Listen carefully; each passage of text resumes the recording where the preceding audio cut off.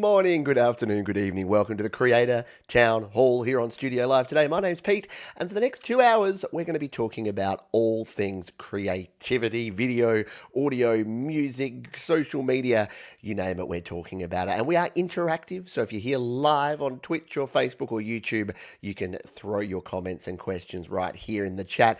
Today, we've got a few interesting topics. We're talking about YouTube changing their terms of service. I'll tell you what that's going to mean for you in a moment.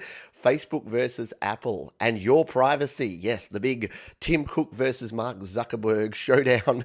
What has iOS 14.5 done, and how can we repair the damage? Is there damage at all? We'll be asking about that.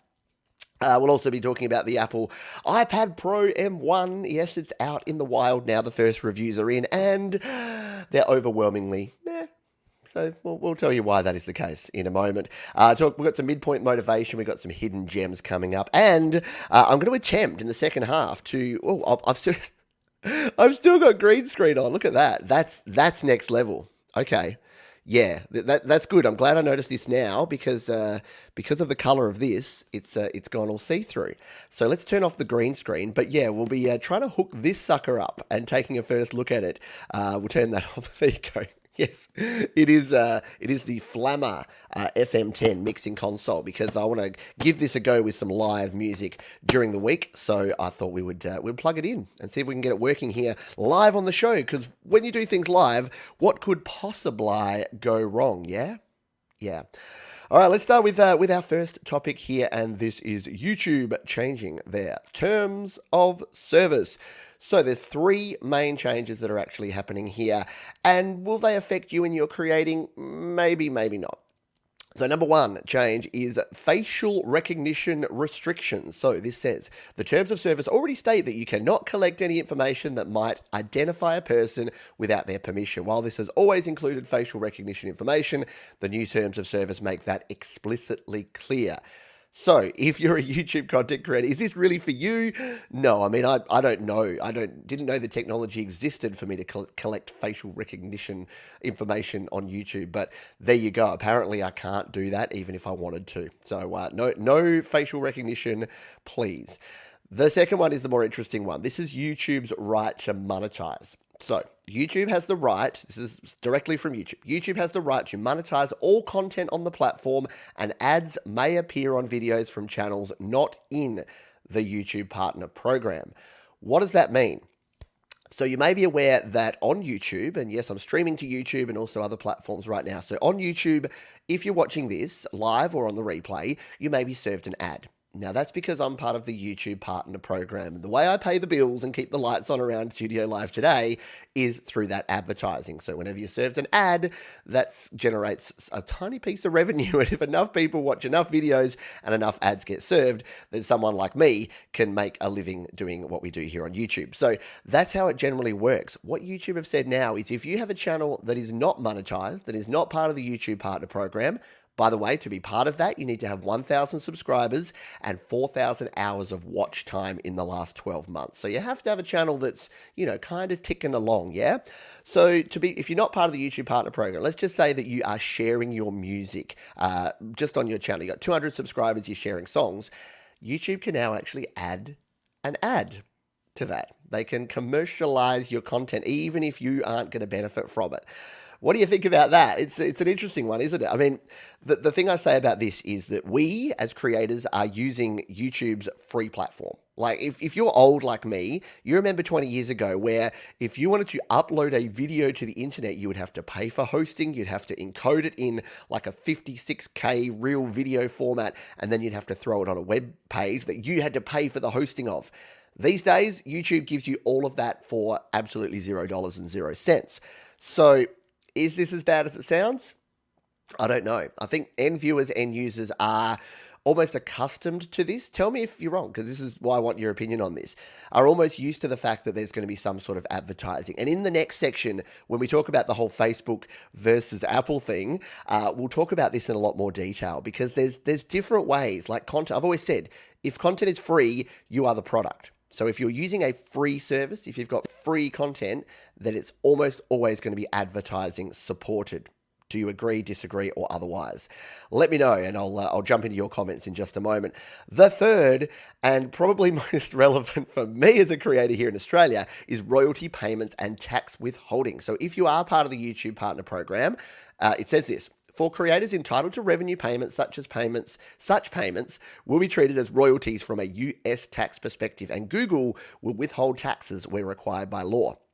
Sounds scarier than it is. Turns out that here in Australia, the tax treaty that we have for royalties, for this particular type of royalties, means that I pay 0% withholding tax. So yay, Pete doesn't have to go out on the street and beg for money because the US tax department's not going to withhold any additional tax, which is cool because I still pay income tax here in Australia. So all the money that I earn from people outside of Australia watching videos and that I get paid by YouTube, the withholding tax I have on that is 0, but then I pay standard Australian income tax on every dollar. Even donations. You give me a donate, you donate $10, guess what? That's income. According to the Australian Tax Office, that is income and I pay tax on it. What this is saying though is in countries that don't have a treaty with the US or have a treaty that's a little bit less friendly, shall we say, it can withhold up to 30%. So it's the same with your royalties for DistroKid or for a distributor. If you're releasing music, it can be the same sort of problem. You can actually, if you're in, say, some countries in South America, for instance, the withholding can be up to 30%, and it is 30%, which means that the US tax department will say to DistroKid, if someone makes $1,000, you send them 700, you give us 300. Not much fun, yeah? Same for YouTube, depending on it. And most countries, to be honest, it's 5% or 10% maximum of withholding tax. And it's really just so that, the US tax department can get a little bit of money before all of that money goes to us evil foreigners here offshore. Not true, but that's the basis of it. So there you go, facial recognition, YouTube's right to monetize, and royalty payments and tax withholding. What do you think? What do you think about these things? We'll jump over here to the chat and see. And we'll say g'day to the folks we have here live. Joe Glenn, g'day to you. Hello to Mark. Hello to Barry Glenn. Hello to Greg O'Sullivan. We've got Hippocrisis over there on Twitter, on the Periscope feed. Good to see you over there. We don't get too many folks over on the Periscope, so good to see you there. Hey, Gary Hubs. We got Scott here. Gino Therese. Hello to Jade Star. Who have I missed? Patrick Chandler's here in the house. We've got Greg Hernandez. I don't know why I have to roll my R's every time I say Hernandez. I think I said g'day to Patrick Chandler. Kim's in the house. Hello to you as well. And anyone that I may have missed. Brad Example checking in as well. I am doing awesome. Hope you are doing well as well. Ed B in the house too. Thank you for being here. So Scott says, I suppose it's fair. They're going to look for ways to increase revenue. Yeah, it is the case. They are. And it's just, and here's the thing. YouTube still make money from the advertising revenue for me because I don't get all of that. They take a 30% cut of basically everything. Anytime you make a donation through Super Chat, which you're welcome to do here on YouTube, or every time that you're served an ad, yeah, because YouTube are doing the groundwork of doing all the advertising deals, I don't have to go to these companies and manage and work out the advertising. So they do take a cut of that. But if you're a creator that's not part of the program, they're taking a 100% cut of any ads they put on your videos. And it's not Apocalypse or another version of Adpocalypse. They're not going to just suddenly start throwing ads every 2 minutes on every video. I'm pretty sure that they'll start small because they want to protect the viewer. They want people to stay on the YouTube platform. They know, their algorithm knows how many ads people can stand and how many is going to be too much. Mark says, if advertising on my vids are my way of paying for the service, then I don't mind, which is basically the way I look at it too. That it's a way of you paying. If YouTube said you can either have ads on your videos or you pay $10 a month to upload to YouTube, what do you choose? We'll ask about that in a moment. Kim says, I don't think it's cool, but at the same time, YouTube's algorithm put my songs in front of people's faces, so meh, whatever. Yeah, right. Joe says it does not bother me at all. There you go. That's cool. It's good to get all the opinions. And yay, more ads. I know, right? Scott says, thanks for going over it. I saw the email on this, but didn't review it in detail. And yeah, that's why I thought I'd throw it out here, because not every one of you, not every creator watching this stream live or watching the replay is going to say, hey, this impacts me significantly, but maybe it impacts your future decisions around what you share and where and how you actually do that. If you suddenly say, hey, I want to be like Pete and be a full-time content creator for YouTube and other platforms, this is something to keep in mind. If you live in Guatemala and you're paying 30% withholding tax on every dollar you make through YouTube, yeah, you may want to rethink that. And I actually have no idea if Guatemala actually has a treaty with the US. Go figure. Salute. Hello. Hello, Matthew William over there on Facebook. Hope you're doing well. Chasinga is my artist name. Thanks. Good stuff. Love it. Yes, Gary Hubbs, congrats on getting your channel all sorted out. Yeah, so Gary Hubbs, we'll talk about him later. He's going to be one of our topics of discussion. But Gary has got his artist channel all figured out, which is very cool. Kim says, I'm more bothered that people clicking on my vid now have to watch an ad than I'm bothered by not getting the ad revenue. Yeah, the user experience is something, because I'm the same, Kim, and for me, I release some videos where I control the ads. There's some videos I put out there. If I'm promoting a product, let's say, I don't think it's right that if I'm doing a product promo or a sponsored video, that you then have to watch ads for a whole bunch of other products when you're watching what is basically an ad for a product. Yeah. So if I'm advertising my GarageBand course and I come on here and I'm like, hey, buy my GarageBand course, it's $10, go to GarageBand, go to studiolivetoday.com/courses. But before you get to hear me say that, you have to watch a video for masterclass. Like, does that really make sense? No, I don't know. Hello, Autism Rocks. Hope you're doing well. We passed the 4K watch time minutes over 2 weeks ago. We're now at 5K. The tab that shows you the minutes towards monetization isn't showing. I feel like they're shutting down the partner program. I don't think they are. I think knowing YouTube, it's just a lag thing. So yeah, I would check into the details of that. But usually it's just usually takes about a week for things to catch up from people from people that have been applying for the partner program recently that I've known. Just pay me and all is fair, right? Exactly. As Mark says here, yeah, tax withholding has been around for years. It relies on international agreement. For instance, there's an agreement between Canada and the US, so they don't hold back anything. Exactly. So for our Canadian friends, you got nothing to worry about because your friends south of the border are kind and don't want you to pay anything. For Australia, it's usually 5%. For some types of royalties, 10% is the maximum based on the Australian treaties that we have in place. It's a confusing thing. And by the way, something I should have said before I went on that rant, of course, consult an accountant, consult a lawyer, consult a tax professional if you are making decisions. Do not listen to one bald dude on YouTube. He doesn't know everything, for sure. All right. Yes, but that money does get declared to the Canadians. Exactly. So yeah, and that's the thing. You do still need to fill the W-10 forms and all the other stuff. If anyone's interested, maybe we'll do a complete, not accounting, but setting up the finance stuff. If people are interested enough for creators, because it's not hard until it is, and then it's quite tricky. Hello, Frigsy. It's a blanket hello. Yeah, there you go. Just say hello. Hi, all. Hi, everyone. Hope you're doing well. Cool. So, Sion is here as well. Glad to see you here. And Tom Rochelle, if I didn't say good day to you, hope you're doing well there. Jazz hands for the win. What? Chicken butt. That's right. I played a very cool song from Danny and Micah on the weekend. They did an extended version of the TikTok video there, what chicken butt, and it's been in my head all week. I'm just holding this up. Actually, I'll hold it that way around. You can't buy this version yet, but you can buy the Studio Live Today mug, because speaking of ads, yeah, it's time to pay some bills here, because today this show is brought to you by a couple of things. It's brought to you by my gear guide over at studiolivetoday.com/gear, and I don't have a little thing for it, but it's also brought to you by my merch guide over at studiolivetoday.com/merch, where you can pick up t-shirts like this one and mugs a bit like this one, and your coffee will never taste better than from a Studio Live Today mug, I promise you. Let's move on, because just when you thought that there was, YouTube have generated all the news this week with their changes to their terms of service, no. iOS 14.5. Let's talk about it. And iPadOS 14.5. So what's happened here? So you may be aware that Apple have released their new privacy update. So if you've got an iPhone or an iPad, if you've updated to iOS 14.4, then what's happened is that as you've opened apps, as you've started opening your apps, it will bring up an option that will say, would you like this app to be able to track you? Now, this means a lot of things, and we'll explain it in detail. But if you want to check it out here right now, in fact, I don't know why I'm showing you. I was going to show you on my phone, but here's one I prepared earlier. I actually have my iPad set up over here. So if we share my screen and we come over to here, if we come out of here and we go to our settings down here. We'll go to the settings app, as you can see. Let me just jump over here and make sure. I'm always a little paranoid that I've got something in settings I can't show you. Nope, that's all good. I'm going to show you my privacy settings here, because I haven't actually checked these yet. So if we take a look, we come here, you're in your settings, your general settings app, you click on privacy, And what you want to do is click on this one, the tracking button. Now again, just to make sure, because I haven't looked at this for a while, I'm going to go off and click on that one.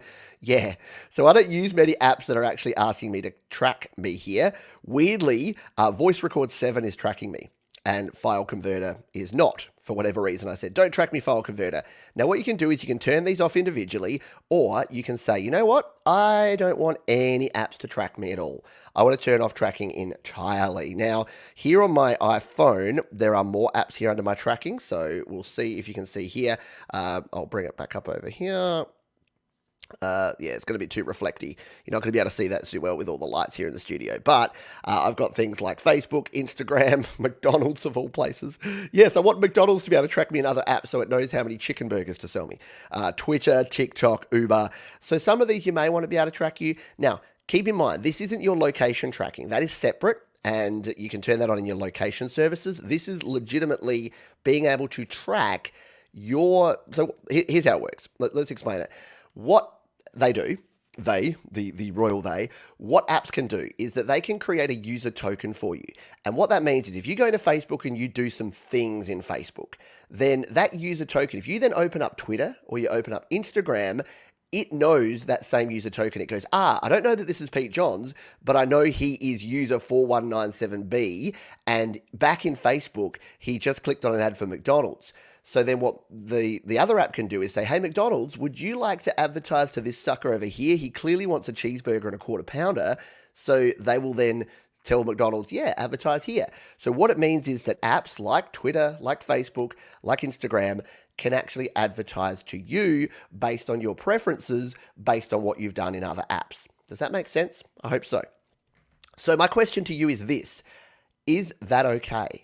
Will you be, or have you already turned off all of your app requests here? Are you like me and you've come in here and you've turned them off? Or are you more than willing to let these apps track you between each other? Now, before you answer, or feel free to answer already, but let's talk about this in detail and work it out, because there's basically, as we talked about in the last section, there's three kind of ways to look at this in terms of the user pays experience. There is user pays, so you pay money. You either pay an upfront fee or a subscription model, and then you don't get advertised to. So you buy the product outright, yeah? You own the product or you rent the product through subscription. I'll leave the two fingers up.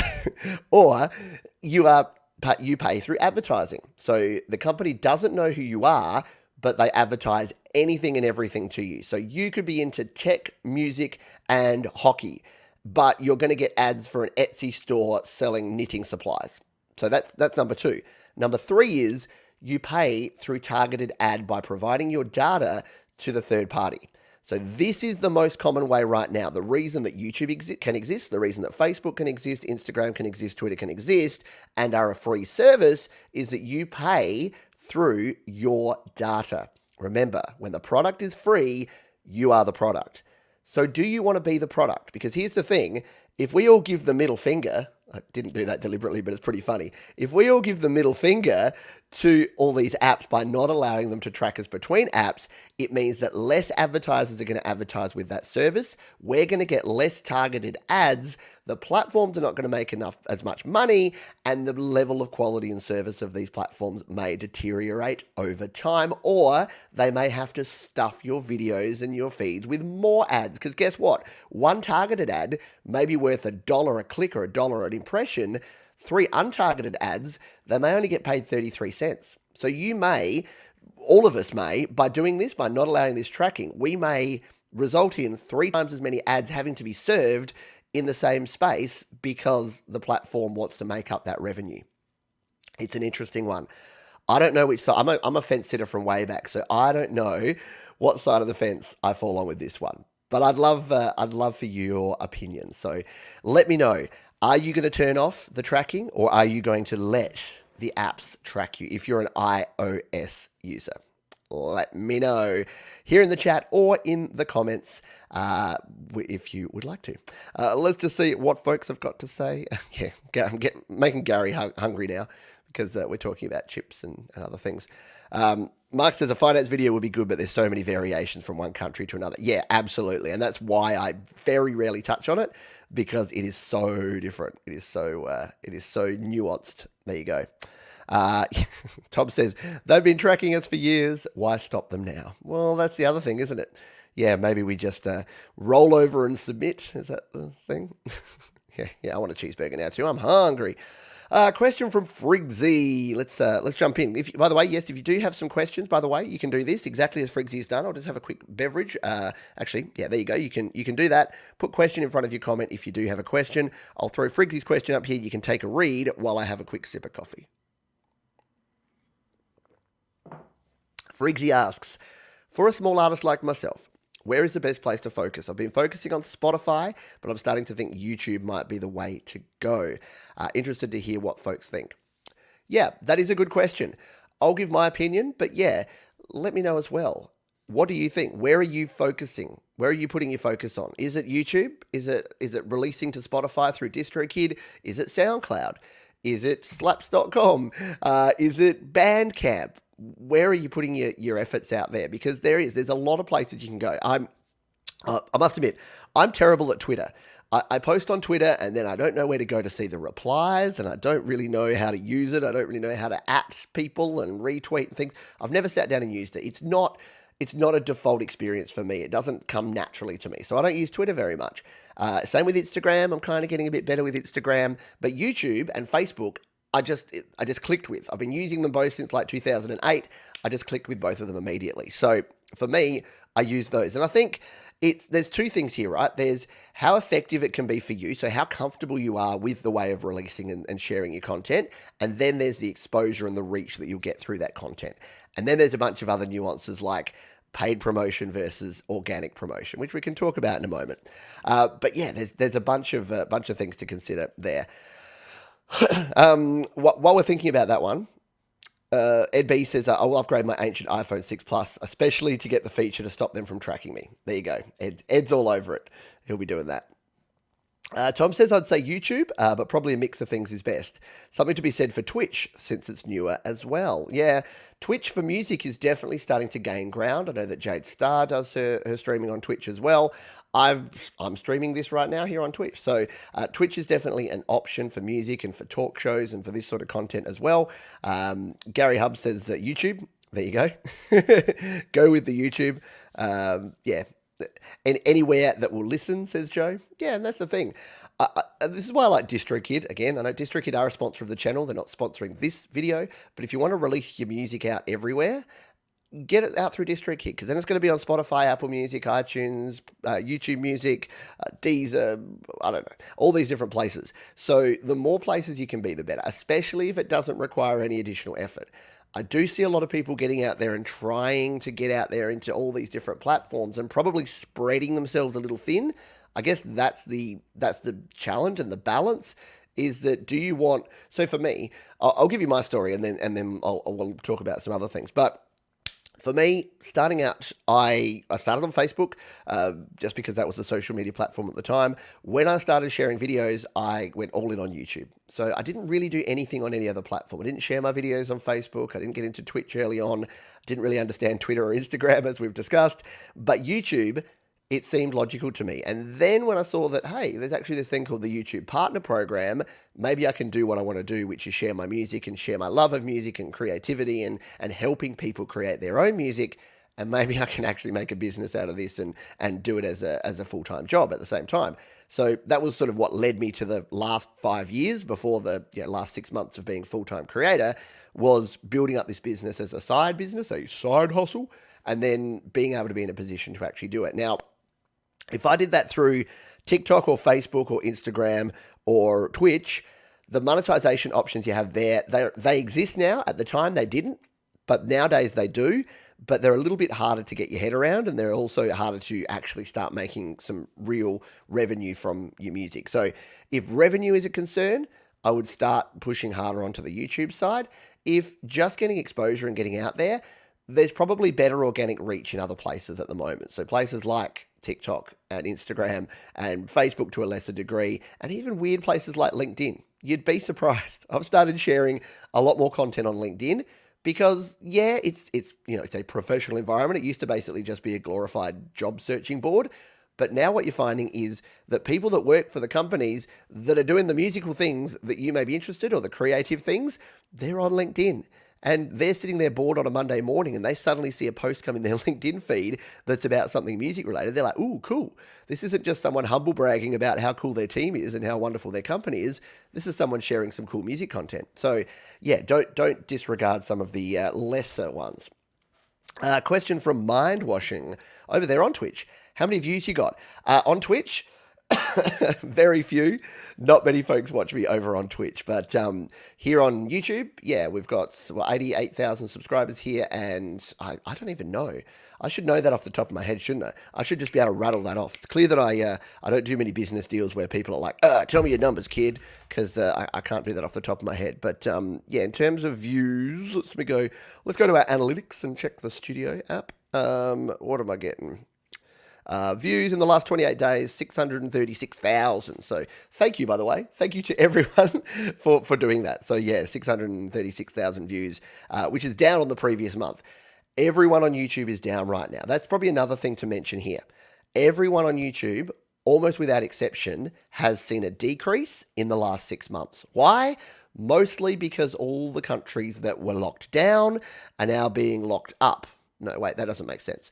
Are now being unlocked down. So places like the US and the UK and Canada and Europe are starting to come out. They're coming into summer and they're starting to unlock a lot of their borders and a lot of the restrictions that were in place. So people are going out. People are doing things again. So yeah, there was a big boom in between about March and about June 2020. YouTube numbers all went up. And unfortunately, a lot of creators got super excited by that and were like, "Yay! It's an upward trend that will never end." And then bubbles can burst, fall down the other side. So hopefully, you or no one you know has put all their eggs in one basket or gone all in based on the numbers that they were getting. Because I would have hated for people to have started creating stuff and started sharing in that time. Everyone jumps on board because everyone's sitting at home watching hours and hours of YouTube a day. And now that everyone's going out there, yeah, it is harder to retain. There's only so many hours and so many eyeballs that you can actually tap into. Ooh, tapping into eyeballs sounds creepy, doesn't it? Alrighty. Yeah, iPhone 6 Plus rules as long as the battery doesn't constantly die on me. Yeah, I've got an iPhone 6s Plus in the drawer here that is in less than adequate condition. There you go. It's got a big chunk out the bottom there, and yeah, it's got very bad battery life, which is why it has no battery right now. But I just still love this. I love this form factor. I love the smoothness of the edges of this one, as opposed to the clunky sort of corners now. I love that it has the bezels. I love that it has a 16:9 screen. I love it. So one day I'm going to take this into Apple and just say, how much to replace the screen and the battery on this? Because I've heard that it's only a couple of $100. And if I could get the screen and the battery replaced, I would want to keep that forever. Yeah. Some apps follow you across other apps. I turn those off. Facebook family. Yeah. I let the others go. Obviously, I have to keep some. Yep. And I don't follow for Google Maps. Kind of defeat the purpose of GPS. Yeah. So, and keep in mind that location and privacy are two separate ones. So you'll notice here that in your settings app, if we come back over to here under privacy, you'll notice that you've got two separate ones here. You've got location services, which is your GPS tracking of where you are. This tracking is your virtual tracking, where you are in cyberspace, or where you are on your device. So it's got nothing to do with your location. It's just about where you are in terms of what you're looking at in Facebook, Instagram, YouTube. Well, I don't think YouTube tracks, actually. Interestingly, YouTube doesn't track because of the copper rules that came in place. So you might be wondering, yeah, what, are YouTube tracking me like this? No. Excuse me. YouTube are tracking you, but in a different way. They're tracking you based on your username. So if you're logged in right now, if Gary Hubbs is logged in here, then Gary Hubbs is being tracked. So it knows that Gary likes metal, and it knows that Gary likes iPhones and GarageBand. So YouTube is going to use the information about what Gary watches and how he watches it, how he engages with that content to serve him up ads. So that's why YouTube's already been doing this, part of their terms of service for a long time. The creepiness factor from other apps comes in that even if you are logged in as completely different people, it just grabs you and just says, you are this person. If you're using another app on that same phone, we're just going to call you person A, and then we're going to know your stuff, and then we're going to do that, even if you're not logged in. That's why people get freaked out by the whole, oh, my apps are tracking me. I searched for a hotel on Chrome app and on some website, and then suddenly my Instagram started giving me hotel suggestions. So there you go.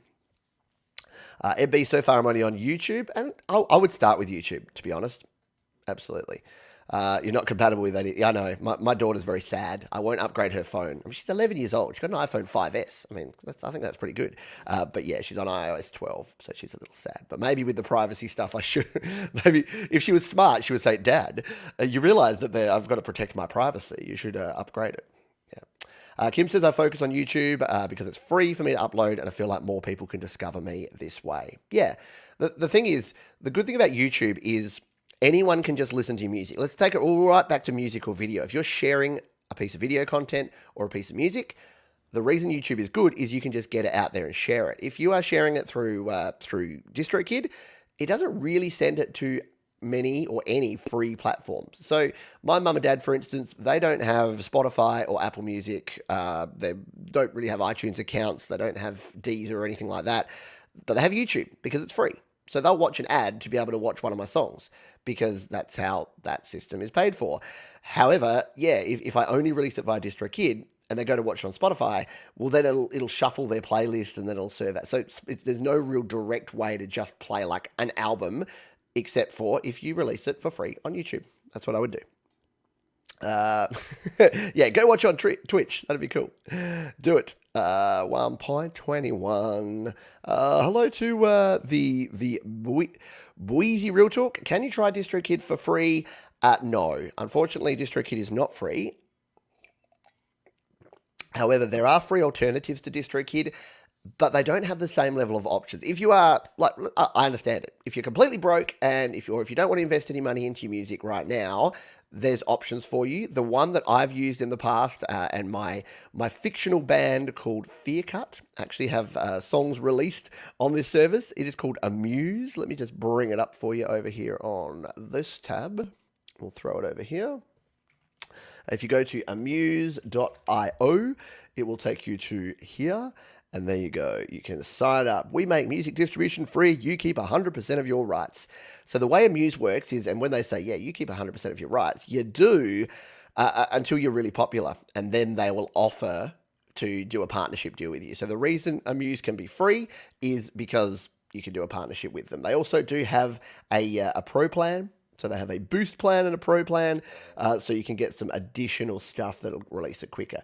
The thing is, with the starter plan, you can only have 12 releases per year.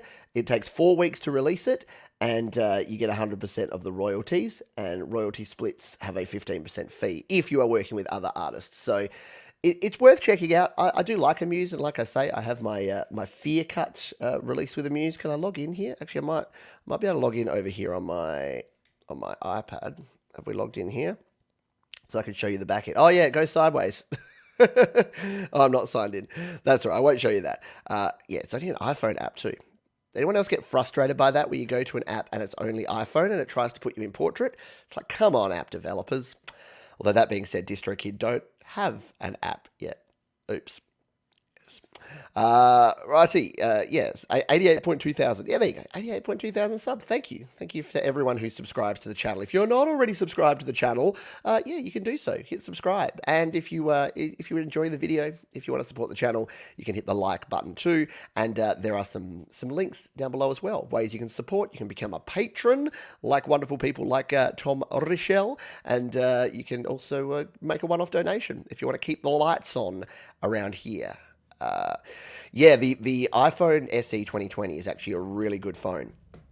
It's got the best of all the worlds. The only thing it doesn't have is the headphone jack. But if you like the form factor, you like the home button, you like the 16:9 screen, yeah. I've legitimately joked with my wife that I may be swapping my 12 Pro with her SE 2020 because I just like the form factor so much. Ugh. All right.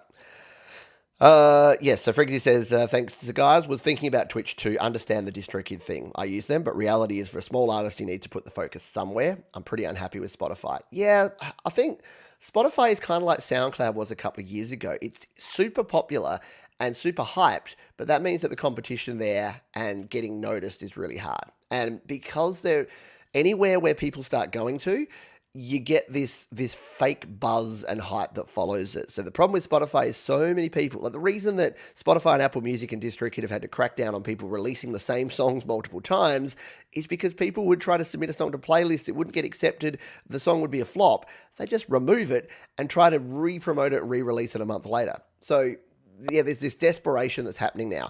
Plus, there's all of these unscrupulous beeholes that are out there offering services like, I'll get you 1,000 Spotify listens for $10. Just give me this, or I'll get you 1,000 followers on Spotify for $30. And how are they doing that? Well, they're doing that through bot accounts. They're doing that through farms of underpaid workers who are just sitting there clicking view. Like it's non-organic. It is not going to help you.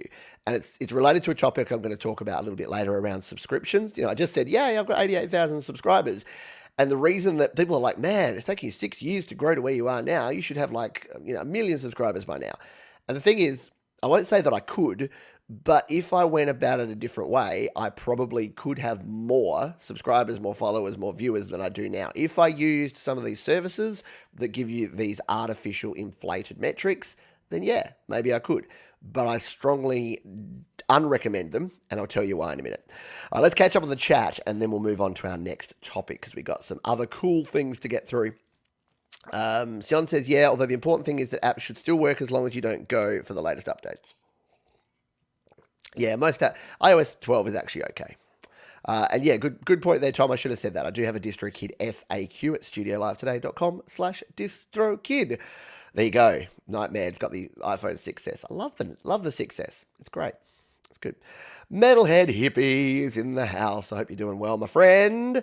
If you're not familiar with the Metalhead Hippie, he does some great shows. When's your next show, Hippie? Let us know.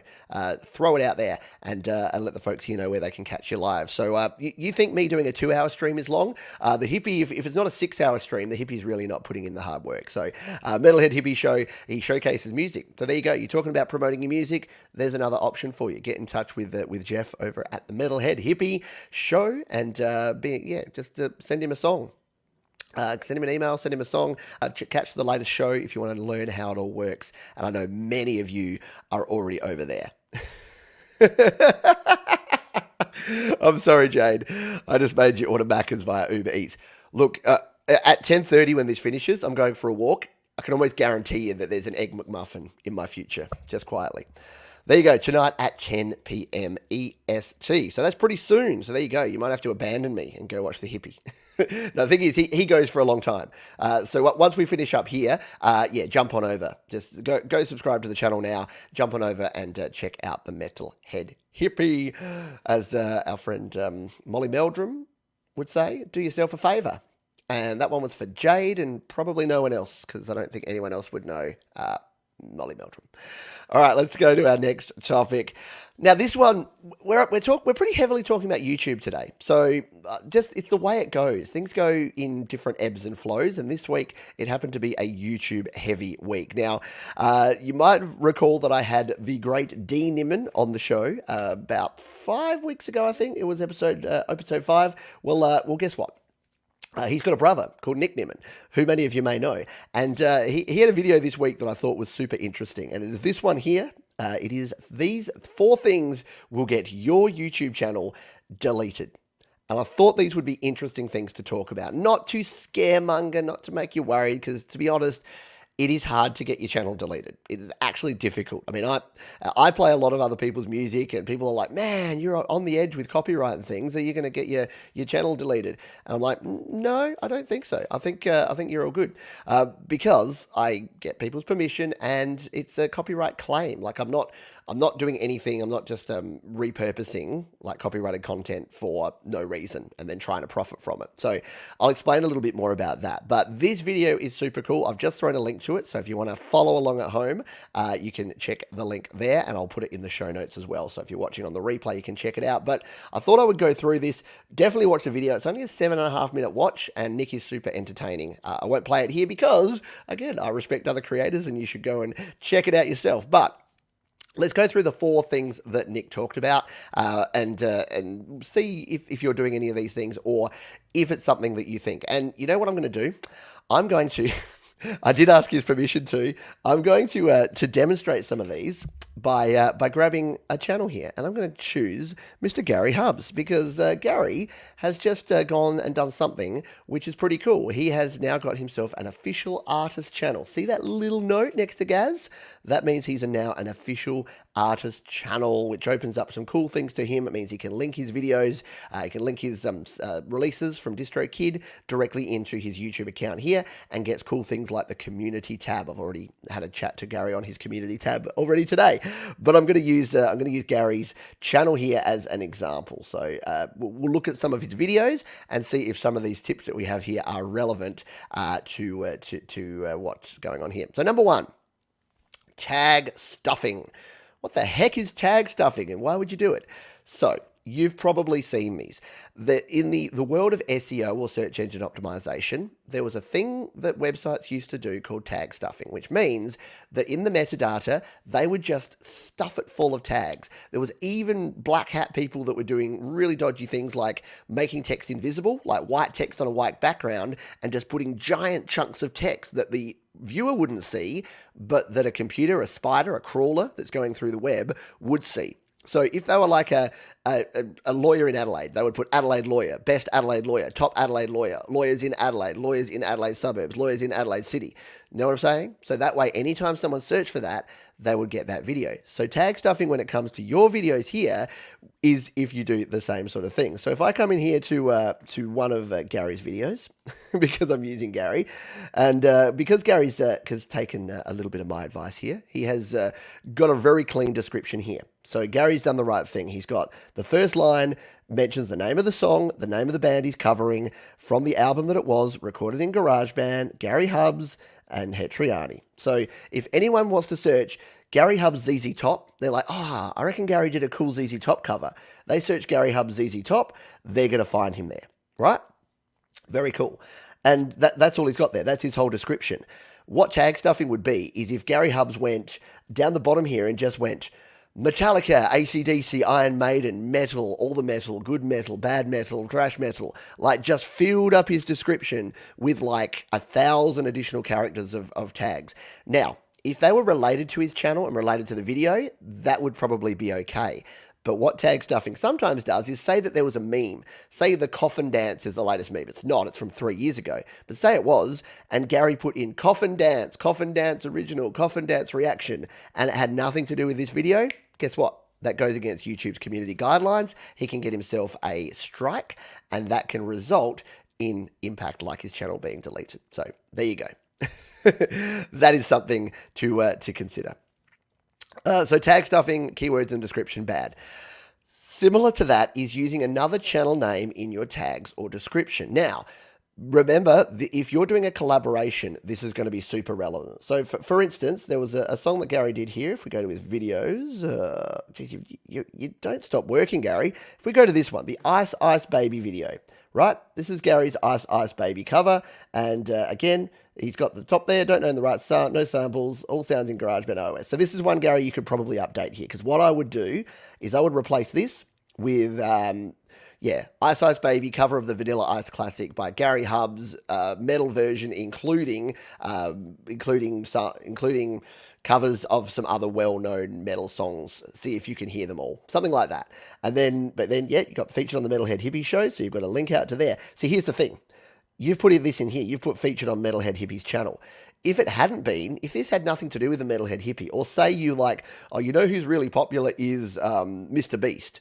And you went in here and you said, Mr. Beast is a good channel, or Mr. Beast likes my metal tunes, that would be putting another channel name in your description. If you put in here my channel name, so if you put, was Pete Johns at Studio Live today and linked to my channel and said he was the one who dared me to do the cover song, then that's totally cool. That's a case of using a channel name correctly. And again, the same here with Metalhead Hippie. If you're putting in other channel names just to try and do it, and plenty of people do this sort of stuff, then yeah, you're in strife, as we'd say here in Australia. You get yourself into strife. So don't use another channel name. Now, look, I've done it before when I've had Patrick on here. I'll put the GarageBand Guide. But you know what? If I do a GarageBand tutorial that's got nothing to do with Patrick, and I put GarageBand Guide, Patrick, GarageBand Guide, Patrick Bear, GarageBand Guide, that's a little bit sleazy. Probably wouldn't get picked up because it is relevant, like it's another channel in my niche. But if I put in there like Produce Like a Pro, Warren Hewitt, Rick Beato, well then that's completely out of the realm and that wouldn't be relevant. Cool. Let's continue. So number 3 is spamming. So do not spam, right? What does spamming mean though? When it comes to YouTube, what's spamming? So spamming in the comments of other channels. So what? Here's an example. I'm in this video. I've probably already commented on this video, have I? Probably. But if I wanted to comment on this video and I said something like, "This is epic, Gary. You are the new Vanilla Ice, baby." There you go. That's cool. That's an example. That's not a spammy comment. I'm talking about the video. I'm giving him a comment that's relevant to the video. And of course, you always have to like your own comments. Yeah. So I can put that video in there. If I wanted to be like, let's just say that I'll put a comment that would be incorrect. I'll be like, fire vid, brah. Check out my channel over at Studio Live today for more fire beats. And then I link my channel. Is that cool?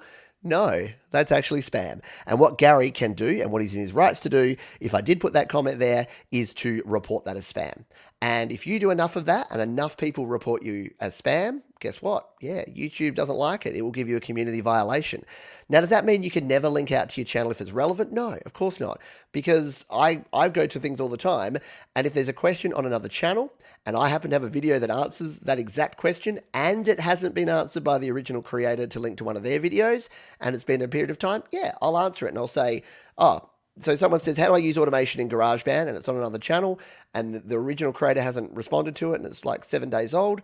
If I go in there and say, hey, I did a video about automation, here's how it's done, and give a link to my video on my channel, well, that's relevant, yeah? That's a relevant link. But just saying, yo, I love you, Gary, now check out my stuff. No, not cool, not possible. And Gary is going to have to come in here and block me and be done with me, yeah? Get rid of me. Hello, Truth Guitar Method. I hope you're doing well. And Thomas Gillane. There you go. Growing your beard out so you can take notes. There you go. Keep a pencil in my beard and take notes on my clipboard. I love it. So spamming is another thing. Another version of spamming is called incentivization spam. So this is comments that are only there to make people do things for you, which is basically the same sort of thing as I said there. So come and check out my video. Hit me up on Instagram. Let's see. There might be some that have actually been, because YouTube also flags some of these for you. You don't have to do it all yourself. It will put these in a little spam bucket for you in your comments. So let me come into my comments and mentions here. So if I came in here, I'll show you how you get this done. So I'm here in the YouTube Creator Studio. You can also get the Creator Studio app on your phone and it works basically the same way. You can do the same sort of thing. So I'm here in my comments. These are nice comments that people have made. Yep, all cool, no problem. So, but what it will do, it'll put some in the held for review. Now, should we be brave? Should we click this and do the held for review? Just in case it's got some real profanity, I better come off here and just to check. Let's see. Yep, there's some swearing. All right, here's a perfect one. So this is incentivization spam. And a classic example of incentivization spam and what I know none of you would do. This is a pretty extreme version. So here is a comment on one of my videos, which is this one. And it's from Charles Webb, who looks like that, which I think is a lady, but who's judging? So it's from my Apple event in 90 seconds video. I'm giving away a $250 coupon for Apple versus Samsung challenge. Those who are interested might want to take a closer look at this. And it's got a link to a bit.ly link. Never click on those links, people. Don't click the monkey. And then it's got all these hashtags, and then it's got it in 14 different languages. So what do I do from this? Well, I've got two options here. I will either hit this one to report spam or abuse, or what I tend to do, I've actually seen this user do this a bunch of times on maybe 3 or 4 other videos, so I'm actually going to block them from my channel. So I'm going to click that, and I'm going to block it from the channel. So there you go. That's gone. Right? Finished. Done. Where's this? Whereas this one, this place looks beautiful. Speaking of beautiful, this is a beautiful song I made. That's on the edge, yeah? So I won't decide on that one here yet. So it's not necessarily incentivization spam, but it's on the borderline, yeah, right? It's saying, oh yeah, thanks for your great video, brah. Here's my great video. Speaking of great videos, like it's not really a cool way to promote your own videos. So hopefully that makes sense and do your thing. Yeah, definitely a legit comment, right? Hello, CC Game Urdu. When did I start this video? Yeah, 49 minutes ago. So yeah, we're nearly halfway through. We're here for 2 hours every Sunday afternoon, evening, Monday morning for me. I hope you can join us. Subscribe to the channel if you're finding this stuff interesting. There you go. That is non-spammy, non-incentive because, hey, you're watching a live stream, something you can do, and I do suggest you do that. While we're on the comment thing, I'll do this real quick because one of the things that I recommend that you do is when you're replying to people. So here's some that I've missed for whatever reason from way back when, because sometimes I just miss things. So this person said, awesome, on this drum timing video. So what I always do is like it and heart it.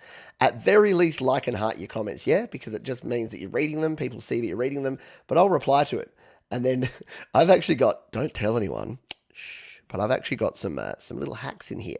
So because I use a Mac and I use an iPhone, I use text replacement to actually put a phrase in here. So look what happens when I type YVW and hit spacebar. You're very welcome, my friend. I hope you get value from the other videos here on the channel and consider subscribing. Thumbs up, and I hit reply. So people say, oh, Pete, how do you reply to every single comment? Yeah, you got to use some hacks, some positive hacks here. Because again, does it add any more value? Like I've read the comment, and I mean exactly that. What additional value does it mean for me to type that out by hand every time? Is it more meaningful, or is it better that I get to 4 times as many people because I can use some shortcuts? And yes, there are some other shortcuts. I have little 3-letter acronyms that create entire sentences and sometimes paragraphs of text that we can throw that there. Gary says, yeah, love the upcoming live streams tab on your page. Yeah, that was something that was added. We talked about it last week. But if you go to, let me jump over to my channel here. And boom. So yeah, if you're here on someone's channel, you'll notice that there's, where are we? Go to home. All right. So here's the thing. They've actually added in some additional options here. So you can come in here and you can customize your channel, right? I showed this last week, so I won't go into detail, but you can customize your channel. The top one here I've got is that I'm live. And it's actually doubled up here for whatever reason, because it automatically puts that there, and then it's got your live now. But then look, directly under here, it's got my upcoming live streams.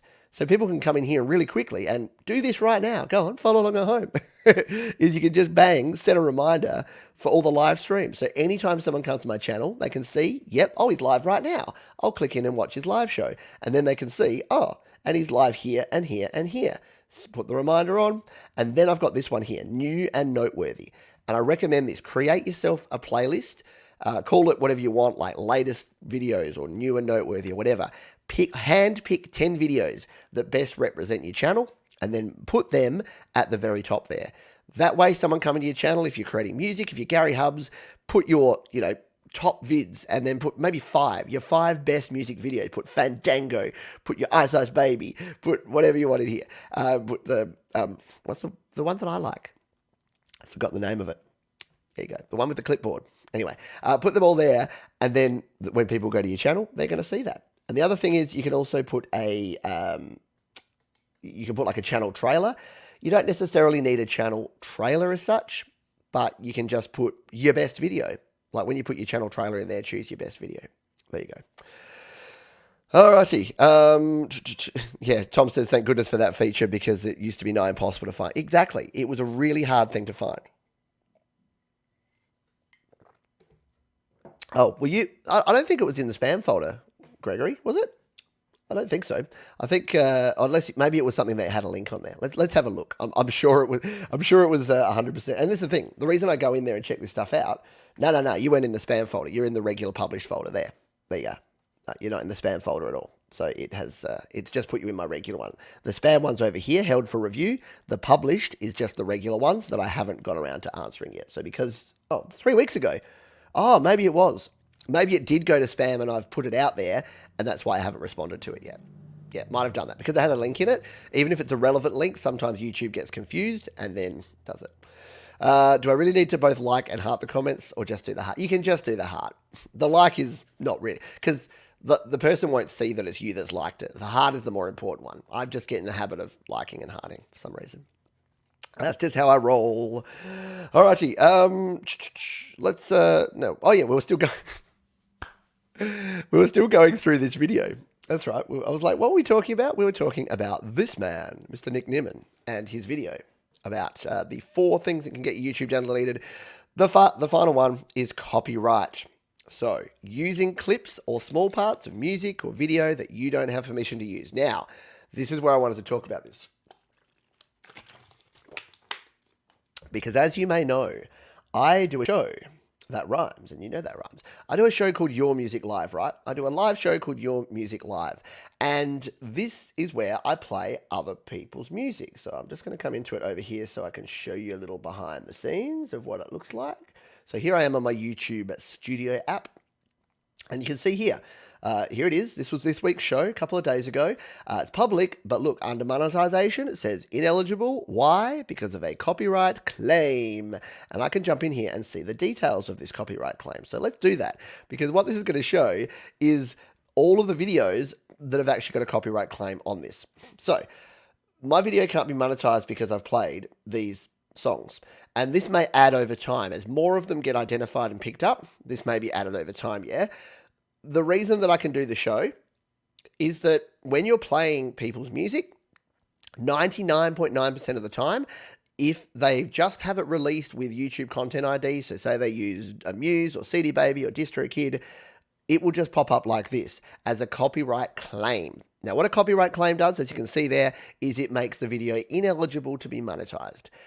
If you are not part of the YouTube Partner Program, but you want to become part, I wouldn't recommend even doing this.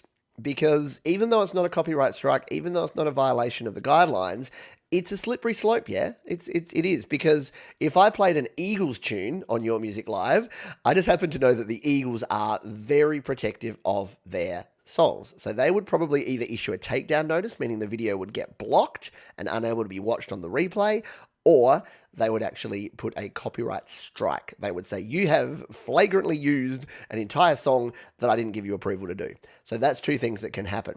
Now, the main reason that I can do this is, again, I make sure that these come from the creators. I get their permission and approval to actually play the song. So that's the important first step.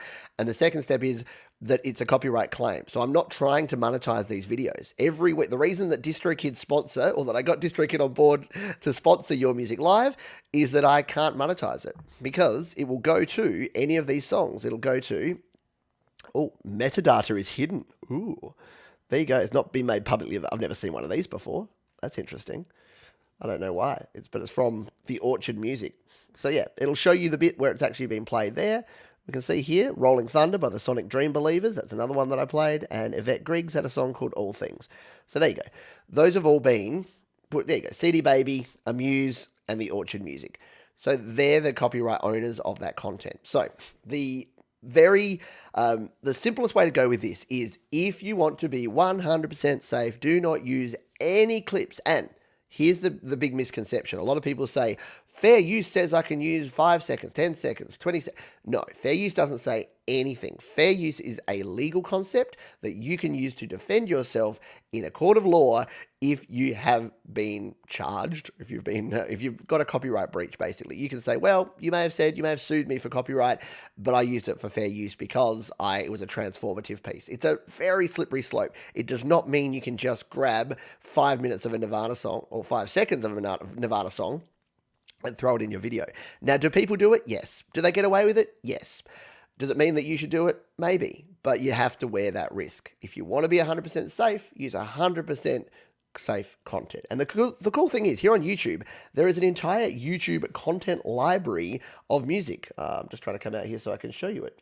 So if you come here into YouTube, you can actually go here and go to your audio library. So boom.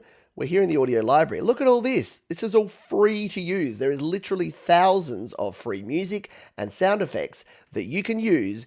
And if you come in here and you listen to some of these, you'll have heard these in a lot of different videos. So a lot of the free music here is used in a lot of big name YouTubers.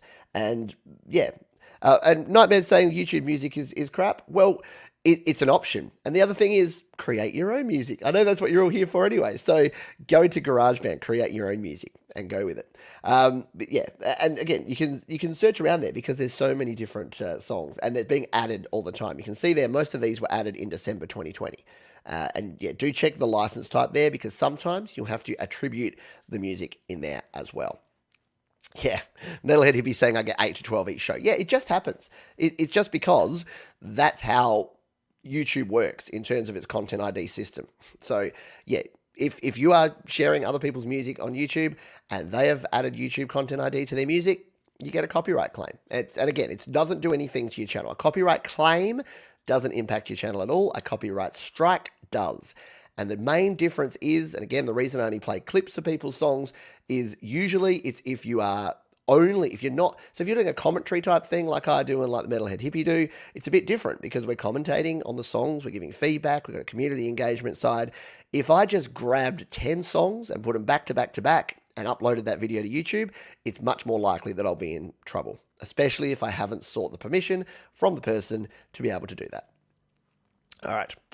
Thomas wants a free, royalty-free ukulele soundtrack. And the YouTube countdown music, I know. The YouTube premiere countdown music is like, oh. And exactly as hexagonal says, it's a badge of honor. Exactly. If the content ID doesn't find your cover song, sometimes you're like, oh man, did I not play it well enough? But sometimes it just doesn't get away with it. Sometimes it does. So yeah, here's the thing. And here's another thing. I played a little clip, maybe 30 seconds, of Gary's ZZ Top cover on a Patreon stream. Copyright straight away. Said, yep, this is Sharp Dressed Man by ZZ Top.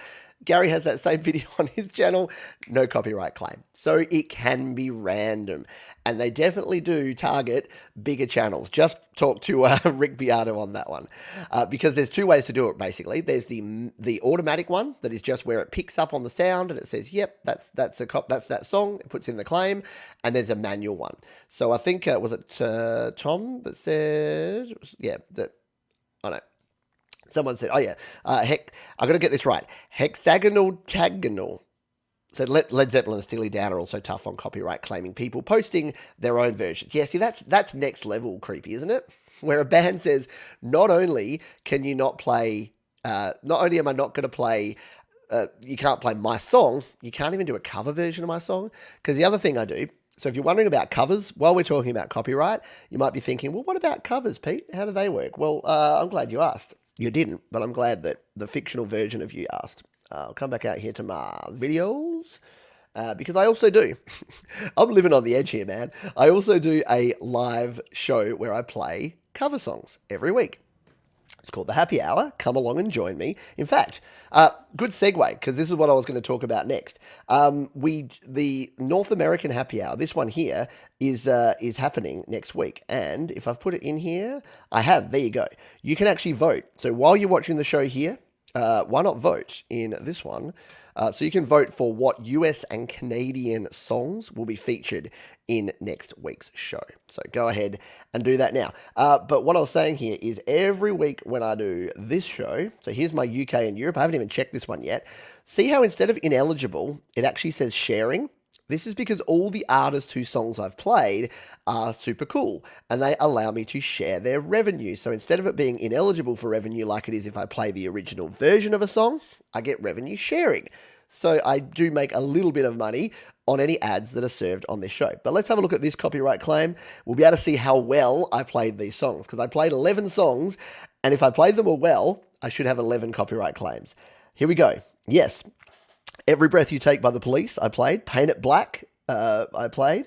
I'm Gonna Be, which is 500 Miles by The Proclaimers, yes. Eleanor Rigby, wow.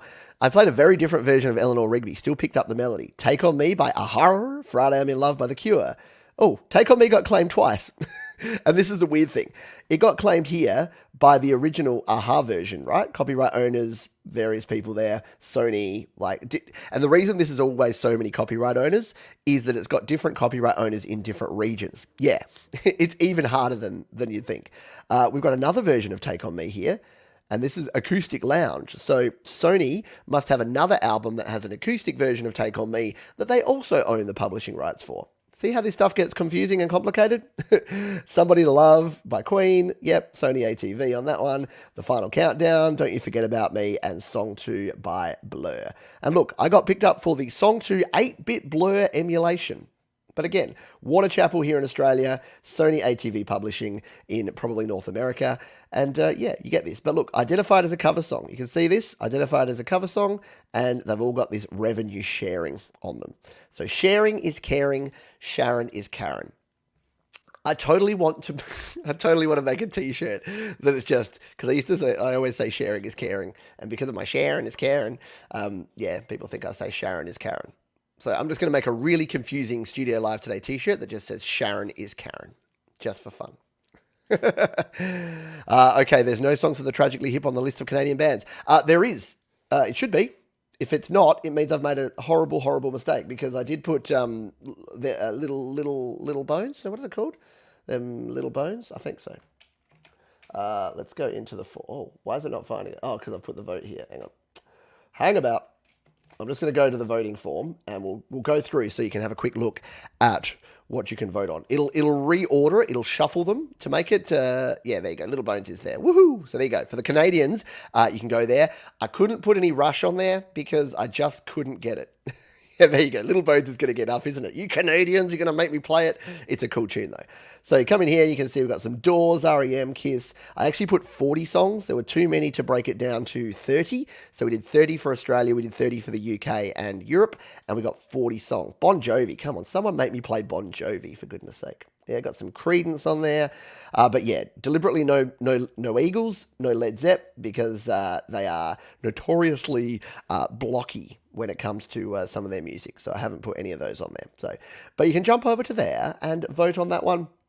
And again, as Gary mentioned before, if you want to know when I'm live, the easiest way to do that now is to actually go to my channel here, and you can just go watch.studiolive.com. So wherever you are on the World Wide Interwebs, if you just go watch.studiolivetoday.com, it will drop you straight into here to the front page of my channel with my goofy face pointing at my iPad, and you'll be able to check this out. So you'll be able to come here and upcoming live streams, stick the reminders on, and join me for that, because we've got some fun stuff coming up. We've got GarageBand Weekly tomorrow, and then on Wednesday, or what is Tuesday night for most of you, the following day, we've got the second part 2 of my GarageBand marathon, which should be a heck of a lot of fun. All right, a quick drink because we're way past the halfway line. Did I see Vortex drop on by? Hello to you. I think I saw someone say, there you go. I saw people say, hey, Vortex, but I didn't actually see you post anything. Yeah, go check out Mobile Music Pro. Vortex does some good work over there if you are a mobile music creator, which I know many of you indeed are. All right. At the midpoint of these shows, we take a break. We step back and we go in with some little bit of midpoint motivation. So this week, I wanted to talk about fear. And I wanted to talk about the difference between fear and anxiety and excitement. Because here's the thing, there's been a lot of studies done, right? That the emotions that you feel, the butterflies in the stomach, the feeling like you're about to puke, all of those feelings between being scared of something and being excited about something are about 95% the same. So I wanted to put this out here because Simon Sinek, I've talked about him before. He's an author, he's a motivational speaker, he does some good things. He's talked about this and I kind of completely 100% lifted and stole it from him. So he tells a story about how he used to be scared of flying. I used to be scared of flying too. But what he did is he actually kind of hacked his brain to take that fear of flying and turn it into excitement. So instead of when he was setting up for a flight, he's like, oh, the dread, I'm going to have to go and line up at the airport, then I'm going to get squished into a little seat, and then I'm going to have to take off, and it's going to feel really gross, and then I'm going to be bumping around there, and then I'm going to come down for a bumpy landing, and then I'm going to have to line up again behind all the other mouth breathers just to get off this bloody tube. Instead of thinking that, flip that around and go, what is actually cool and exciting about this? And I actually did this and it worked. So the first thing I did, and I was lucky enough to be able to do this, is I joined the, and I'm no longer a member because I don't fly anywhere anymore, but I joined the airport lounge for Qantas. So I'm like, okay, if I'm going to do this flying thing, and I had to fly, once, twice a month back then, I'm going to make this fun. So what I did is I joined the airport lounge. I would always get to the airport an hour before my flights. And I would go into the lounge, I'd sit down and have a coffee, I'd have some eggs, and well, not bacon because I'm vegetarian. I had some eggs and some coffee, and just have this nice relaxing time. I'd then get there with plenty of time. I'd make sure I checked in the night before, so I had an aisle seat, my favourite sort of seat. I'd sit there, I'd lay back and just go, oh, I get to turn my phone off. I don't have to be connected to anyone or anything. I'd have a really good audio book or a podcast that I've been saving up for the flight. I'd stick that on, I'd lay back, and I'd relax. And then when we hit the turbulence, I'd just let it bounce around and just go, man, my brain knows that this is way safer than crossing the road on foot or driving a car. So I'm just going to enjoy this. Come in for landing. Yep, get off. Make sure I've got my ticket for my bus pre-booked. Just wander over there. And I'd always reward myself with a coffee when I got to Melbourne. It was usually Melbourne I was traveling to. So I had my favourite cafe, Vegemite toast coffee, rock up to the office. It's 9 a.m. I walk in, smile on my face, happy as Larry. On the way back, same thing. Do the same in reverse. Better part was I got to go to the airport lounge and have a couple of beers before I got on the plane. And that made it even better. But the reason this is relevant and related to music is that I think a lot of us don't do things with our music through fear. Whereas if we actually flip that around and turn that into excitement, it would actually be better for us. So what I did when I started doing the happy hour, I was like absolutely, okay, I'll say it, shitting bricks before the first happy hour show that I did. And I'm sitting there going, like butterflies in the stomach. What if something goes wrong? What if I play a wrong note? What if I forget the lyrics? And then like the first couple of shows I did, I was like a little bit like that. And then I went, no, Pete, use that brain hack thing. Use that flying thing again. And I'm like, here's what you got to do, right? You got to just have fun with this. And if you've watched the shows over time, you'll have seen how this has evolved. So first thing was like, I have a beer now. I drink a beer while I do the happy hour, just because it's fun. I turn it into more of a talk show now. So we have a chat. I talk to people. I make it fun. If I do make a mistake, I just make it part of the show. And I'd say, hey, we're not perfect. Let's just throw it out there. I try and I do experiments of things. And the reward of that is that at the end of it, I go, hey, that was a really cool and fun experience. And I learned to play these new songs and my singing and my guitar playing's improved. So to me, that worked really well. Just basically saying to myself, if I'm scared of something, if I don't want to do something for the first time, instead of going, hey, this is going to suck, what are all the things that could go wrong? What are all the things that could go right? What's going to be awesome about it? So yeah, if you're releasing a song, if you're sharing a video, if you're doing a live performance for the first time, flip it around. If you're feeling scared and if you've got the butterflies in the stomach, just know that is 95% chemically the same reaction as if you were super excited. There you go. That's my view on that one. Let's see. Gregory O'Sullivan. So back on the copyright stuff, seems to me the copyright holders are only entitled to a slice of the ad revenue rather than all of it because they didn't perform the cover version. Yeah, exactly. Spot on. So that's how it works there. Exactly. That's how it works for covers. So I think, again, it's usually 70-30. So I think I get 30%. I think the original copyright holders get 70. That's how it is. Tom and Co. Hello. Speaking of awesome people and patrons and wonderful supporters of the channel. Hello, Tom. Hope you're doing well. Yeah, no, YouTube. Yeah, so with cover songs, YouTube don't demonetize. What's this talk of air travel? I know it hasn't happened anymore. I hate the whole thing of flying. Answer: beer and Valium. There you go. Sometimes you go this simple. I'm here like, go on, hack your brain, make it do these things, and Joe's just like, glog glog glog, pop pop pop, go.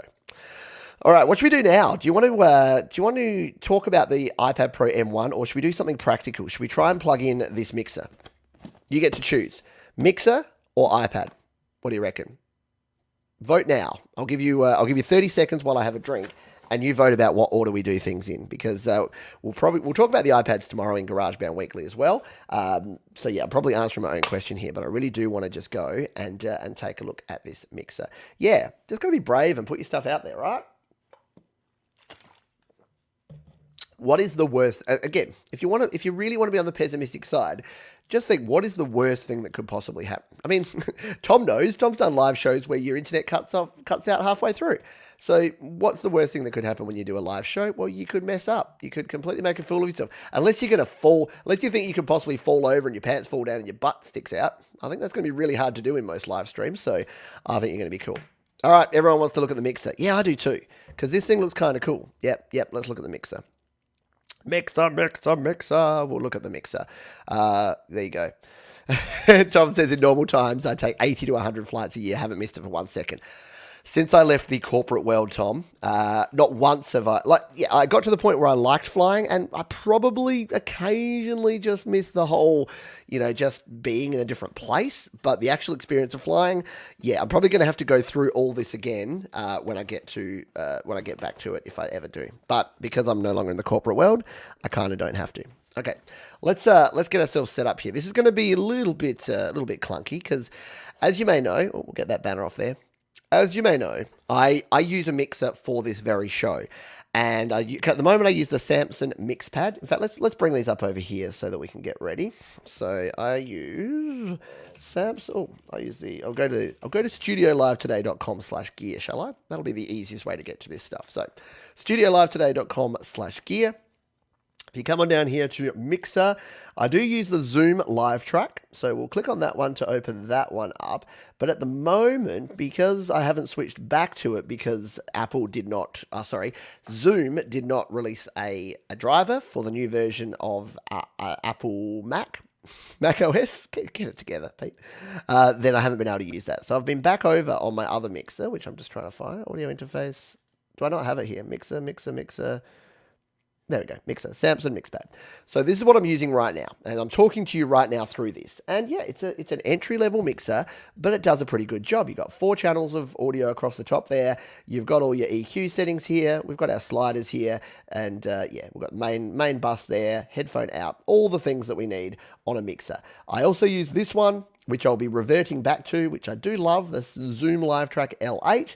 I'll be going back to that one very soon once I can actually get it set up, because I'm a bit lazy. So they're the 2 things I use at the moment. And as you see there, $179 and $399. Now this new one, if we go to amazon.com, we looked at this briefly. It was either on a recent Creator Town Hall, where is it? Flammer FM10. Or maybe it was a Patreon stream. But if we come in here, it is this one here that we're looking at. So this is a $150 mixer.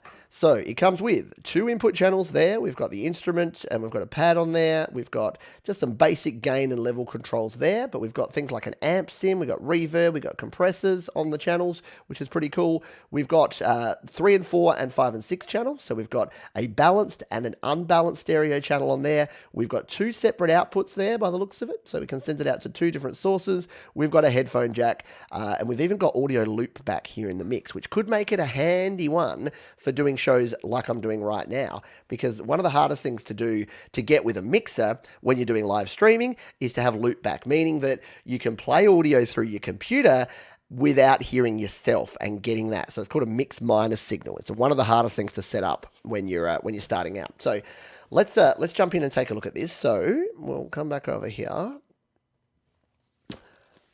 Get it the right way around, shall we? Because this will probably be clipped to another video for people that just want to see this. So In this video, we're going to take a first look at this, a mixer here from Flamma. It's the FM10. Let's go. Let's open it. So do I have a knife? I think I've started keeping a knife down here. I'm probably going to cut my finger trying to find it. No, I seem to have removed it. So we're going to have to awkwardly pick off this sticker here. So hold the line while I awkwardly pick. This is professionalism at its best. All right, let's get into this box and do a unboxing, because everyone loves a good unboxing. Oh, you know what's really ironic about that? I had actually already cut through it. So when we looked at it last time, I must have already done that. So here it is, inside the box. Let's see what we get. We get a big chunk of styrofoam. There you go. That's what you want. It's actually really well protected in here. So we've got this. The mixer is inside this cube. And look at that. I love the color. I love the retro color of this. It screams 80s. There it is, the Flamma FM10. And hasn't ever come out. Oh, it's got that new mixer smell. Oh, and it's solid too. Yeah. Aluminium construction there. Yeah, it's solid, it's heavy, and you do want, when you're going with electronics, you want some weight to them, yeah? The flimsier they are, the plasticier they are, then, often then the worse they are. So, yeah, this is good. These dials feel really solid, again, so you don't want dials that, like, just wheel around, that if you bump them, so you bump these, they're not going to change much, yeah? Now, I'm a fader guy, as you would have seen from the mixers that I already use over here. I love my faders. So I love to be able to pull a fader up and down. This has your pots. See, there's my faders. This has pots, so it's not exactly the same. But, yeah, we'll see how this works. Let's turn everything down. That's a good tip for the first time you plug anything in, is turn everything down to 0. Get your levels out to 0. You can turn it all up afterwards. So let's just do, we've got a pad here on our stereo inputs. That's handy. We've got, so these can be either instrument or they can be mic pre. They've got a combo jack there. Is that a Nutric? They're usually Nutric. Yep, I think so. Yeah, I think they're a Nutric jack, which is a good quality one there. Got a 3.5mm headphone jack. Oh, you've even got a 3.5mm aux in. So you've got another stereo in there. So this is pretty cool. This has got a lot of different inputs on here. Let's see if we can plug it in. Now, it does come with, this is why I said yes to this. So Flamma actually sent this to me. The reason I said yes to it, and I don't say yes to a lot of stuff, is that it comes with, yeah, I've definitely talked about this before, haven't I? It comes with USB-C to USB cable. It comes with USB-C to USB-C cable that can go into things like your iPad Pro or your Samsung device. And it comes with a lightning to USB. So yeah, it can go into all of the different things. Vidal the Shadow has pots, that's all I need to know. Yeah, I think it'll actually, it's more of a set and forget kind of mixer. So it's more for where you just want to set everything. I think if you were constantly bringing things up and down, like I do on shows like Your Music Live, I'm not sure that this would actually fit the bill. But we'll find out, because maybe I'll be converted. I'll become a pop man. And yes, it does have that new mixer smell. And it doesn't smell like pop. Sorry, I had to go there, didn't I? Right. Okay. Let's put these bits out of the way. Wait, did we get all the bits out? Yeah, so that's all it comes with. There is a manual in here. Oh, that's not much of a manual. There's a single sheet here. We'll see if it's a quick start guide. Do we read the quick start guide or do we just wing it? I'm a wing it kind of person. What do you reckon? Yeah, let's wing it. So we obviously won't be able to see it plugged in while we're doing this, but I'll keep it up here now. Do we put it into, should we plug it into the Mac? This could be devastating. This could cause all sorts of problems. Do I have a spare USB port that I can plug it into here on the Mac? Maybe. Oh, I've got a USB-C port there. Hang on, I just have to see what I have. I think that's a USB-C port. This could be kaboom! Did you hear the earth-shattering kaboom? We'll untangle this cable. If not, we'll plug it into the iPad. In fact, that might be the easiest way to go. Because let's do the iPad first.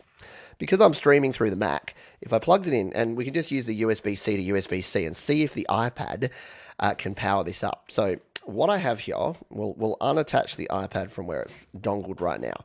So here's my iPad, Now, we'll try a couple of things. I use the Magic Keyboard, and the Magic Keyboard actually has its own power connection on the side here, so that may be required to be able to power this up. I also have the option, if you didn't have a Magic Keyboard, you'll need something like this. You'll need a dongle adapter that has USB-C and power, so you can power it up, and then you can plug in your device by USB. So we'll try it a couple of different ways here and see what works. So let's start by plugging it straight into the iPad Pro, and we'll see if it explodes it. I'm hoping it doesn't, because I quite like my iPad Pro. Although, if it does, then I'll be able to justify buying a new one. So USB-C into the iPad Pro there. I've got the mixer here turned off at this stage, and we will plug it into the back. So there's two different ones here. There is this for phone and PC, there's USB here, and then there's 5-volt DC. So if you want to use this standalone, it looks as though you can just plug it into the 5-volt DC USB and then just send power to it and use it as a standalone mixer just with the output. So that's kind of handy too. If you were just doing a live gig, you didn't want to stream and you didn't want to hook it up to another piece of gear, then maybe that's something you could try. So I've plugged it in there now. Let's turn it on and see what happens. I've turned it on. We've got an orange power light down here. And let's jump over to our iPad and see what it's doing. In fact, I can probably show you this, can't I? Why don't we mirror the iPad screen? Whoop, hang on. I think it said, did it say this accessory requires too much power? Probably. Oh no, it's connected. It's connected to the audio. So let's come over. Let's come over here. We do still have it connected up here. All right. So we bring up our iPad, jump into GarageBand because that's where we're testing. There we go. We can turn on monitoring because we have an audio device connected, which is the Flammer. The Flammer Jammer Ding Dong down here. And if we scroll from the top right and we tap on this button here, yeah, there you go. The FM10 is connected. So hoping this will actually send the audio through here. Now, I've got some cables here prepared because we're going to have to send the output into my mixer here. So I'm just going to chuck this down here for the time being. And we need to get this hooked up so that you and I can hear the output coming through this mixer here. I'll take this quick question from Tom. Can you give me a quick opinion on the iRig Pro I/O? I'm a total technophobe. I love the simplicity. Currently use Apogee Jam and Apogee Mic. Looking for something similar but an upgrade. What I would recommend, Tom, is I have an iRig Pro Duo, the 2-channel version of the iRig Pro I/O coming. I'll have that in the next probably couple of weeks, and I'll review that here on the channel. Gary Hubbs uses the Pro Duo and loves it. I have the Pro I/O, the single-channel version, and it works great. Simple, connected up, goes. So, yeah, I wouldn't hesitate to recommend the iRig Pro I/O, and I know others that use the Duo. I'm about to start using the Duo. It's even better because it just lets you do guitar and mic at the same time, or 2 mics, or stereo input. So, yeah, I would just go ahead and get yourself an iRig Pro Duo. I don't think you'll be disappointed at all. Castaway says, I find it strange that Zoom haven't made a firmware for USB mix minus for my L12 and Zoom L. Yeah, the Rodecaster had it for 2 years. I'm tempted to add one of those flammers in each studio. Yeah, so this is what I'm thinking too. I'm in the exact same. So maybe this can be the go-through device if it does good mix minus. Because, yeah, I know that you did a video. It was actually your video that you gave me the idea because I'm like, oh, how am I going to do mix minus? And the way I do it on the Zoom now is I create a second sub mix that goes out through my headphone jack that doesn't have the audio of myself going through. It's clunky, basically. It's clunky to get a decent mix minus signal through there. So there you go. There you go. Gary Hubbs loves the I/O Duo. Quick question from Ruth Ann Greenberg. When I'm on Zoom on my iPad Pro 9.7, the other listeners say my volume is too low. My Mix 4 and QSC speakers are turned up. I'm playing a keyboard. Might have to return to that in a moment. Yeah, and you might just need to adjust your, it depends on the hardware you're using. I'm not sure if you're going through a mixer or audio interface or something, but it sounds like you might need some more gain. All right, now, cables. Get focused here, Pete. Cables. All right, there we go. So what we should be able to do is use this. This is a balanced TRS cable. This is what I use when I'm gigging. This connects my Roland Cube EX. Oh, I hit the keyboard. My Roland Cube EX to my, at the moment I use my Steinberg UI22C. I'll be looking to use either something like this or the iRig Pro Duo in future when I'm on the go. The iRig Pro Duo should be really good actually because I can get the good quality stereo sound out of my amp, out of my Roland Cube amp, into the RRig Pro Duo and then straight into my phone, so I get the best quality audio and really good video from the iPhone 12 Pro. So that's the ultimate. So let's plug this into the output. We're going to put it in. There are two outputs. We'll just go left and right. I always use red for right. Don't know if anyone else does that, but I just have always gone red is right. So that's plugged in there, you can see, into the output. So we've not got anything plugged into the inputs yet, but this is to the output. And then this cable is just going over the top of everything. And I'm going to go into, I keep bumping that one back on. This is going to go into the channel here on my mixer. So I'll just chuck it here into channel 10, channel 9 and 10 of my mixer. So that goes in there. And then this is going to be all very experimental. We've got all the volumes down at the moment, but I'm just going to play this loop of this song. So it's playing back now. So you can see, boom, there it's going. So it's playing back. The volume there, you see, you can control. Okay, so we can control the volume there, which is interesting. But if we come up here, yeah, it's playing through the FM10. So we'll turn the volume back down to a reasonable level there. Are you mad? Red is left. Have you never used taps? Aren't they different in different countries too? Isn't the hot and cold on different sides? I think I got scolded once in France because they put the hot tap on the wrong side, and I think C for show. C means, isn't show the French word for hot? But I don't know. Anyway, so everything is turned down at the moment. So if we've got the level here. Oh, okay. So the two outputs here are actually line out and main out. There you go. So that's kind of handy. So you've got you've got two TRS outputs. You've got line out with its own volume control here, and then you've got a main out with a second volume control. Now I've got channel 9 and 10. I've got that channel input turned up, so it should come out when it comes out. And if we turn this line up, nothing. All right. So maybe we need to go into, let's try it in the main out. We're continuing to play that loop, by the way. Go into the main out and turn this up. Nope, we got nothing. Do we need to turn loop back on? Nope. This could be the quickest demo of a device ever. What's this one? Monitor mute channels 1 and 2. No, we've got nothing coming through. So there's probably another level that I've not got. There is a level over here. So this looks like it might be the main level, and this is the output level. So if we turn this up and then this, nope, not at all. USB. Oh, there's a USB volume and a mix down here as well with loopback. That's what this may be. This is where it gets a bit complicated when you first start with a new mixer. Turn everything else back down. So it's got a loopback function down the bottom here. So we may need to engage the loopback and then turn up the USB volume, and we'll put the mix volume up in the middle, and then it's coming. There you go. So that's coming through. So what we'll do is we'll turn USB volume up. And now the mix here says in and playback.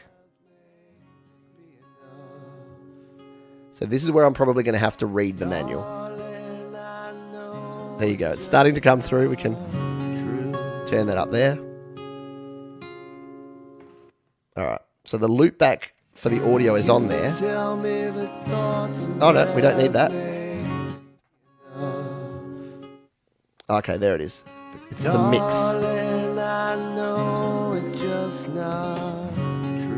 All right. So what it seems to be is that the way this works with the USB playback, because that's basically what we're doing here, is it's just playing back the audio there from GarageBand.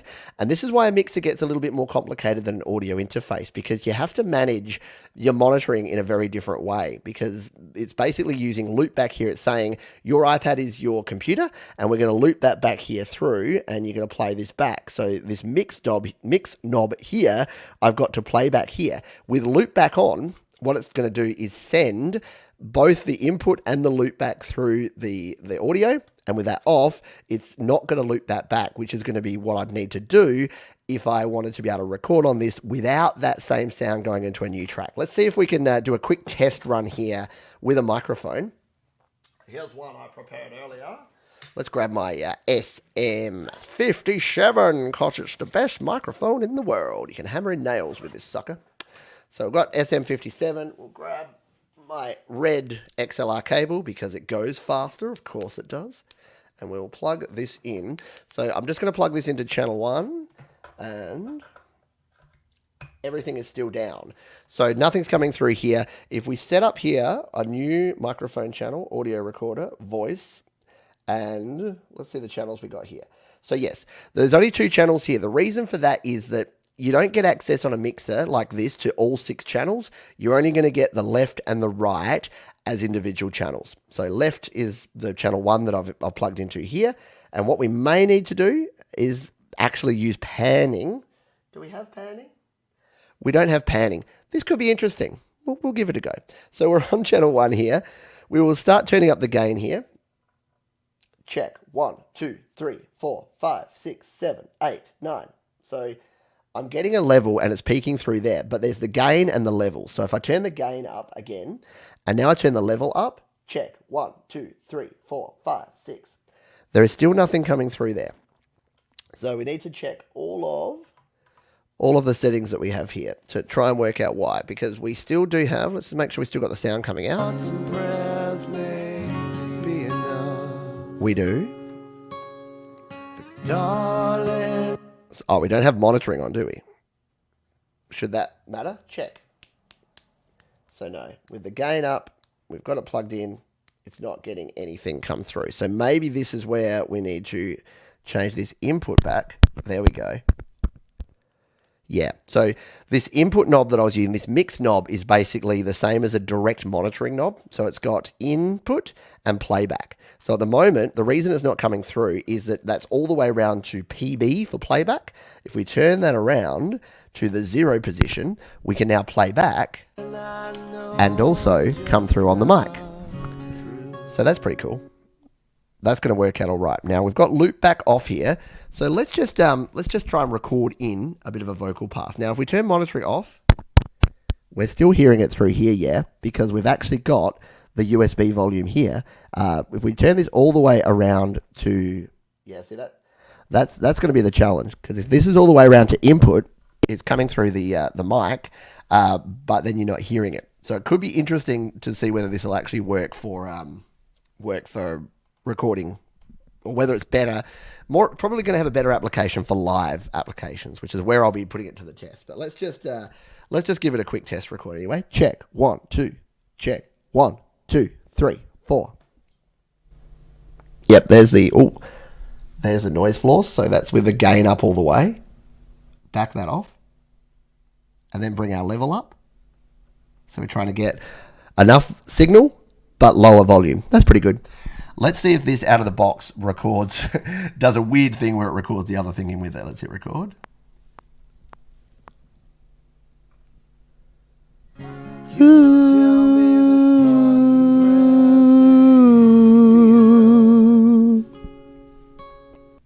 All right, we recorded. Oh, we'll turn that monitoring off. We've recorded a little ooh there. So if we come back out to this and let's see what it's actually recorded. Has it just recorded that, or has it recorded the backing as well? Okay.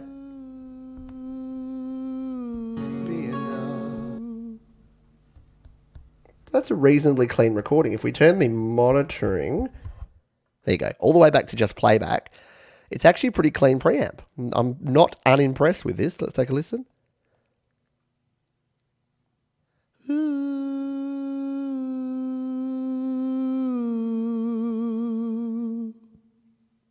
Yeah, there's not a whole lot in the way of noise floor. Like a lot of these entry-level mixers that I've tried before are really noisy on that microphone channel.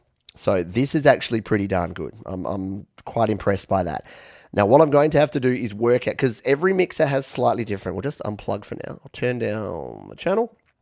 We'll unplug, and we'll unplug.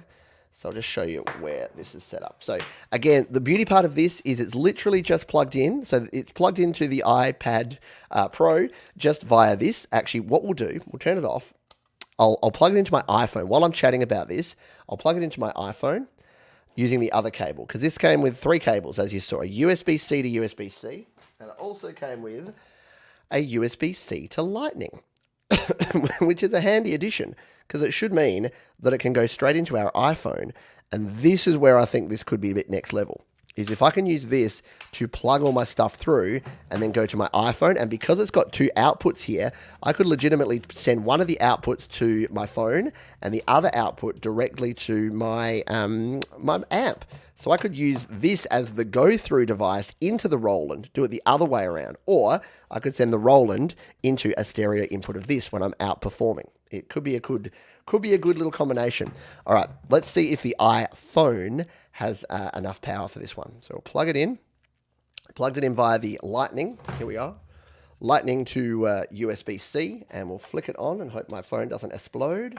We've got power up there, and if we bring it here on the phone, let's open GarageBand and do this again. It's done it. Is it not playing through, is it? It's just playing through the speakers here. We'll go to the playback. Yeah, no.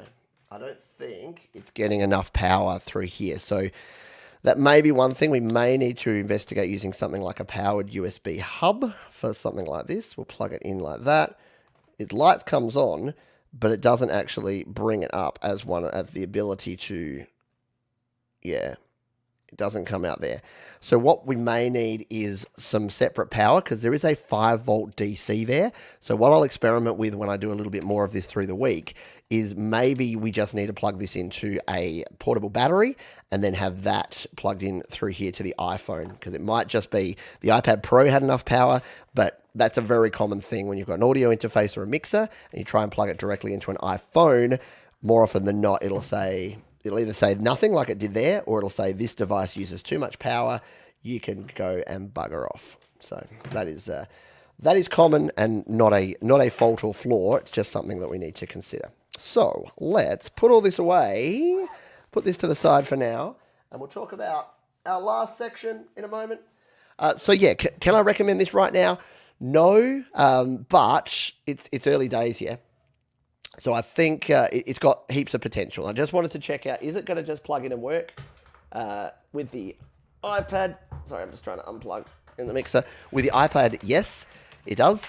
Is it going to plug in and work with the iPhone? No, it looks like it might need some power. We'll experiment with that. And I do need to try it with the Mac and the PC just to see what it does with that. So, yeah, I think it has.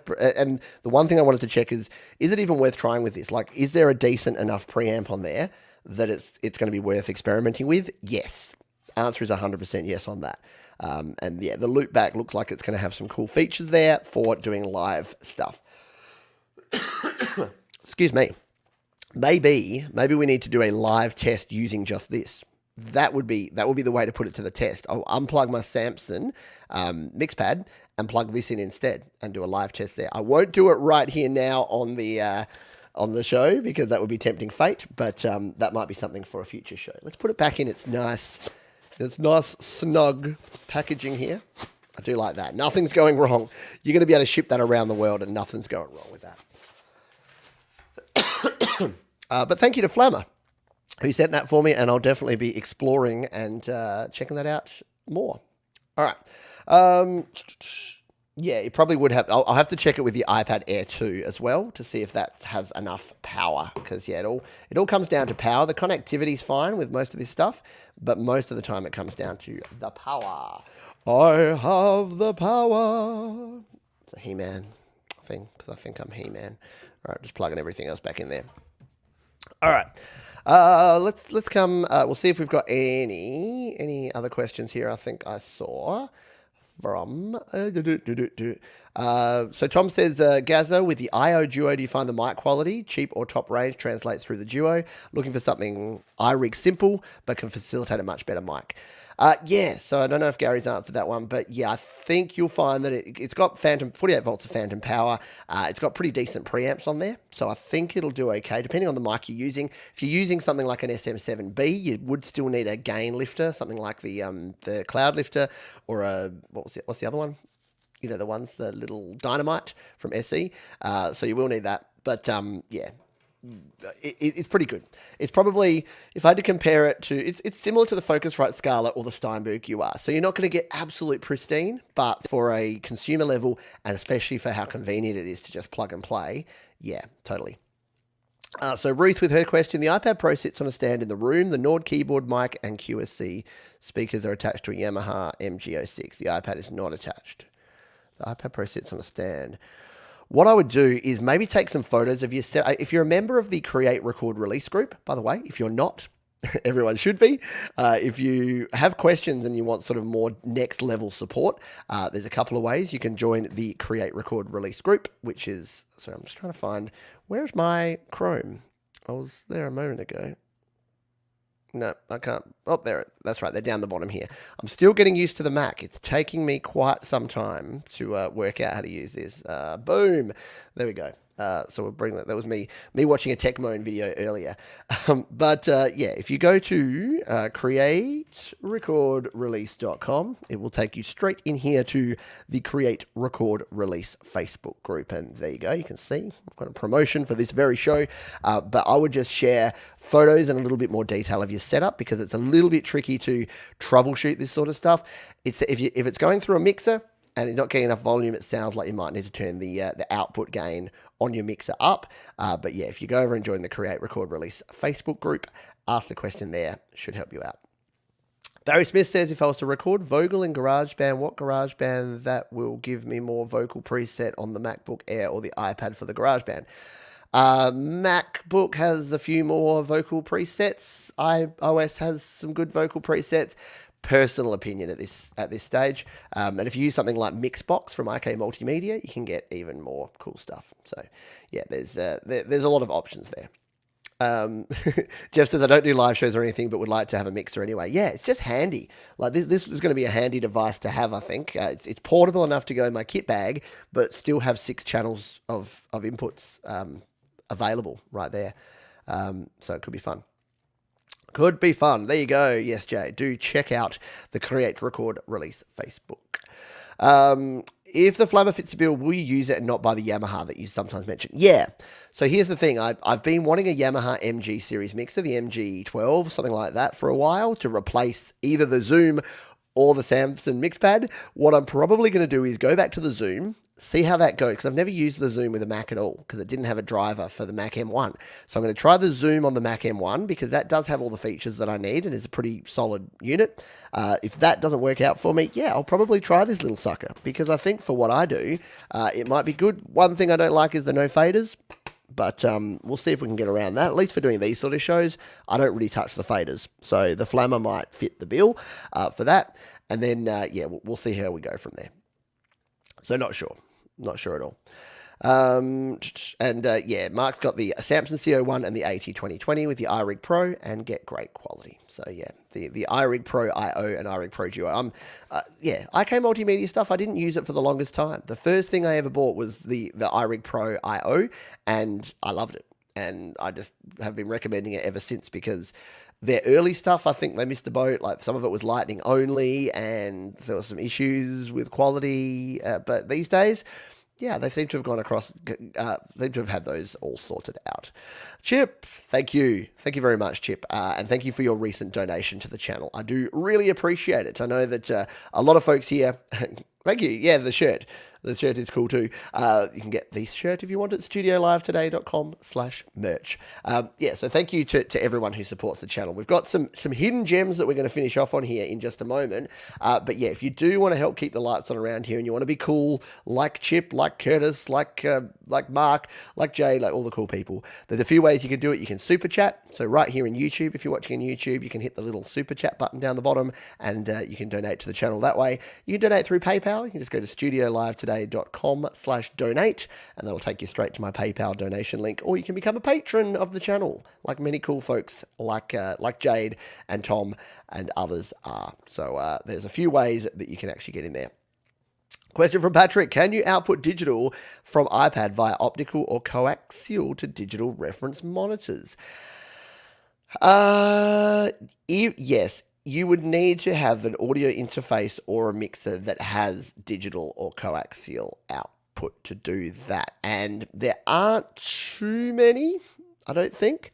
I don't think there's too many entry level or sort of consumer grade ones that actually have digital out. Let's jump over to Sweetwater, because I think some of the audience do.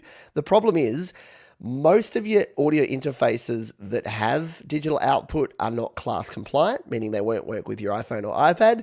So there's kind of this cutoff point where you get to the level of quality with your devices that have digital output that because they have digital output and a bunch of other stuff, they're not compatible. So I don't think, if someone can feel free to correct me, but I don't think that any of let's just jump in here and check the audience ID 14. I think this one does have it, but I'm not sure that it's class compliant. Let's come in here and take a look. And it may not even have digital output. I could be totally wrong on that. Let's look at the back. No, just got analog headphone. Oh, there you go. It does. Optical. Oh, no, it's input.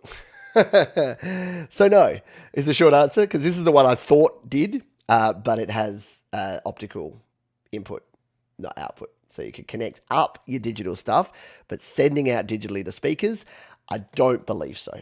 None that I know of in the way. But yeah, you would need some sort of audio interface or mixer that had optical output to send to your speakers. I don't think you'd get the gain. You'd probably end up spending a lot more money than you'd benefit the gains you would get from actually having it hooked up like that. So, yeah.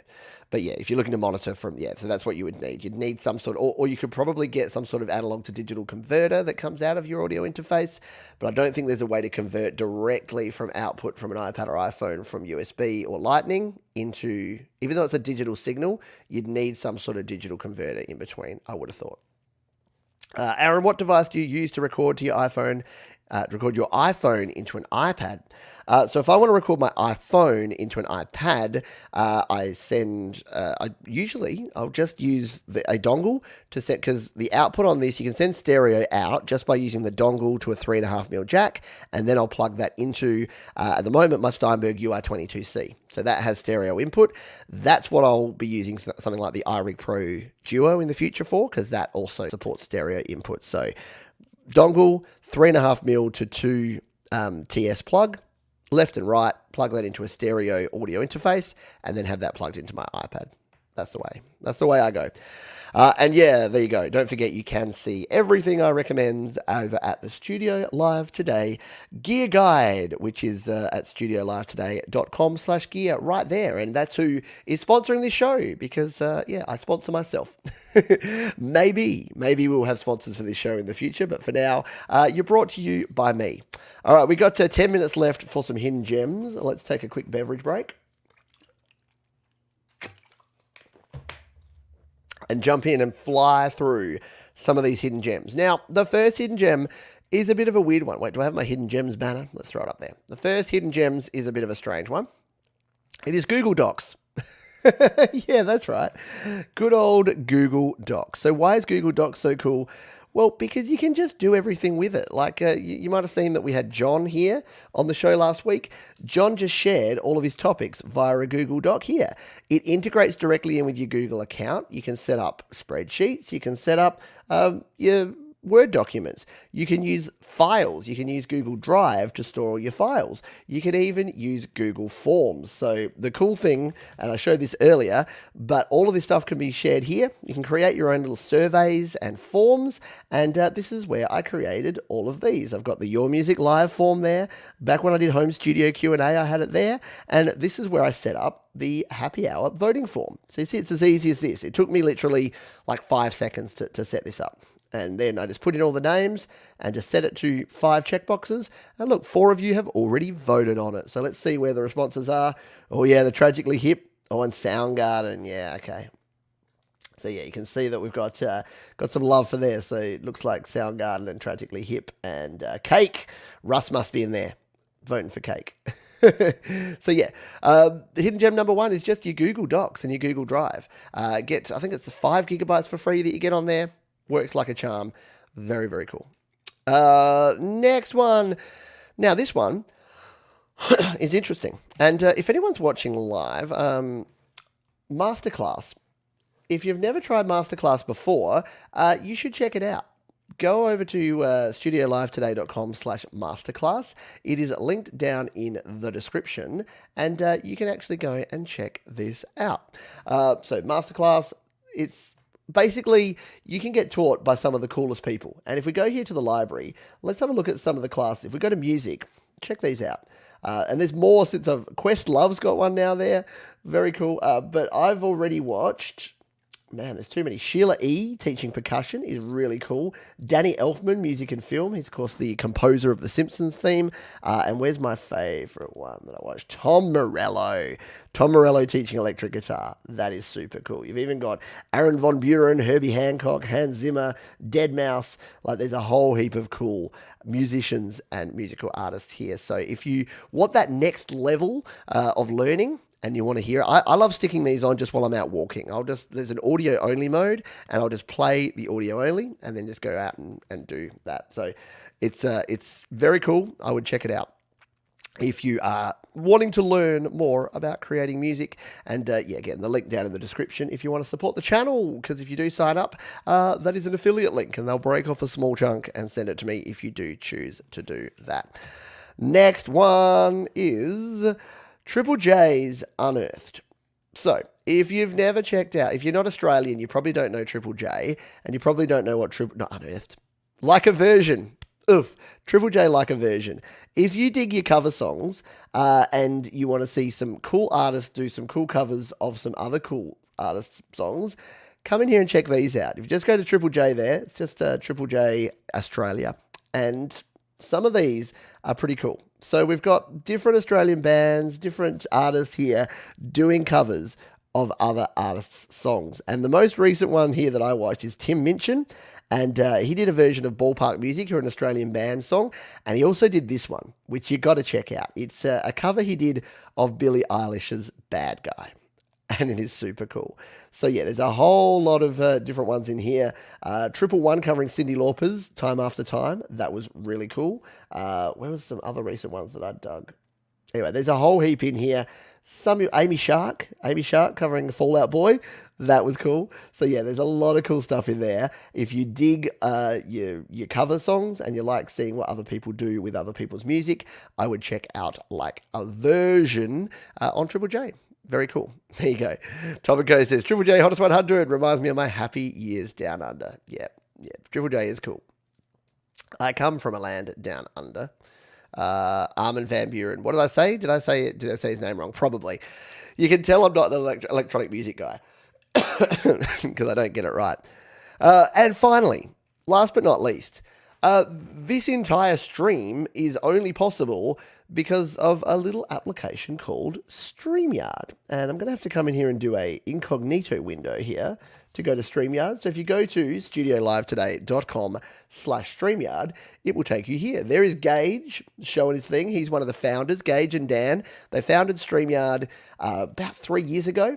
I've been a user since almost day dot because I started using StreamYard when Google took away the ability. You used to be able to do a Google Hangouts, and then you'd be able to do Google On Air. So you'd be able to actually basically broadcast your Hangout directly to your YouTube channel. They took that away, and I was super sad until I discovered that StreamYard is even better.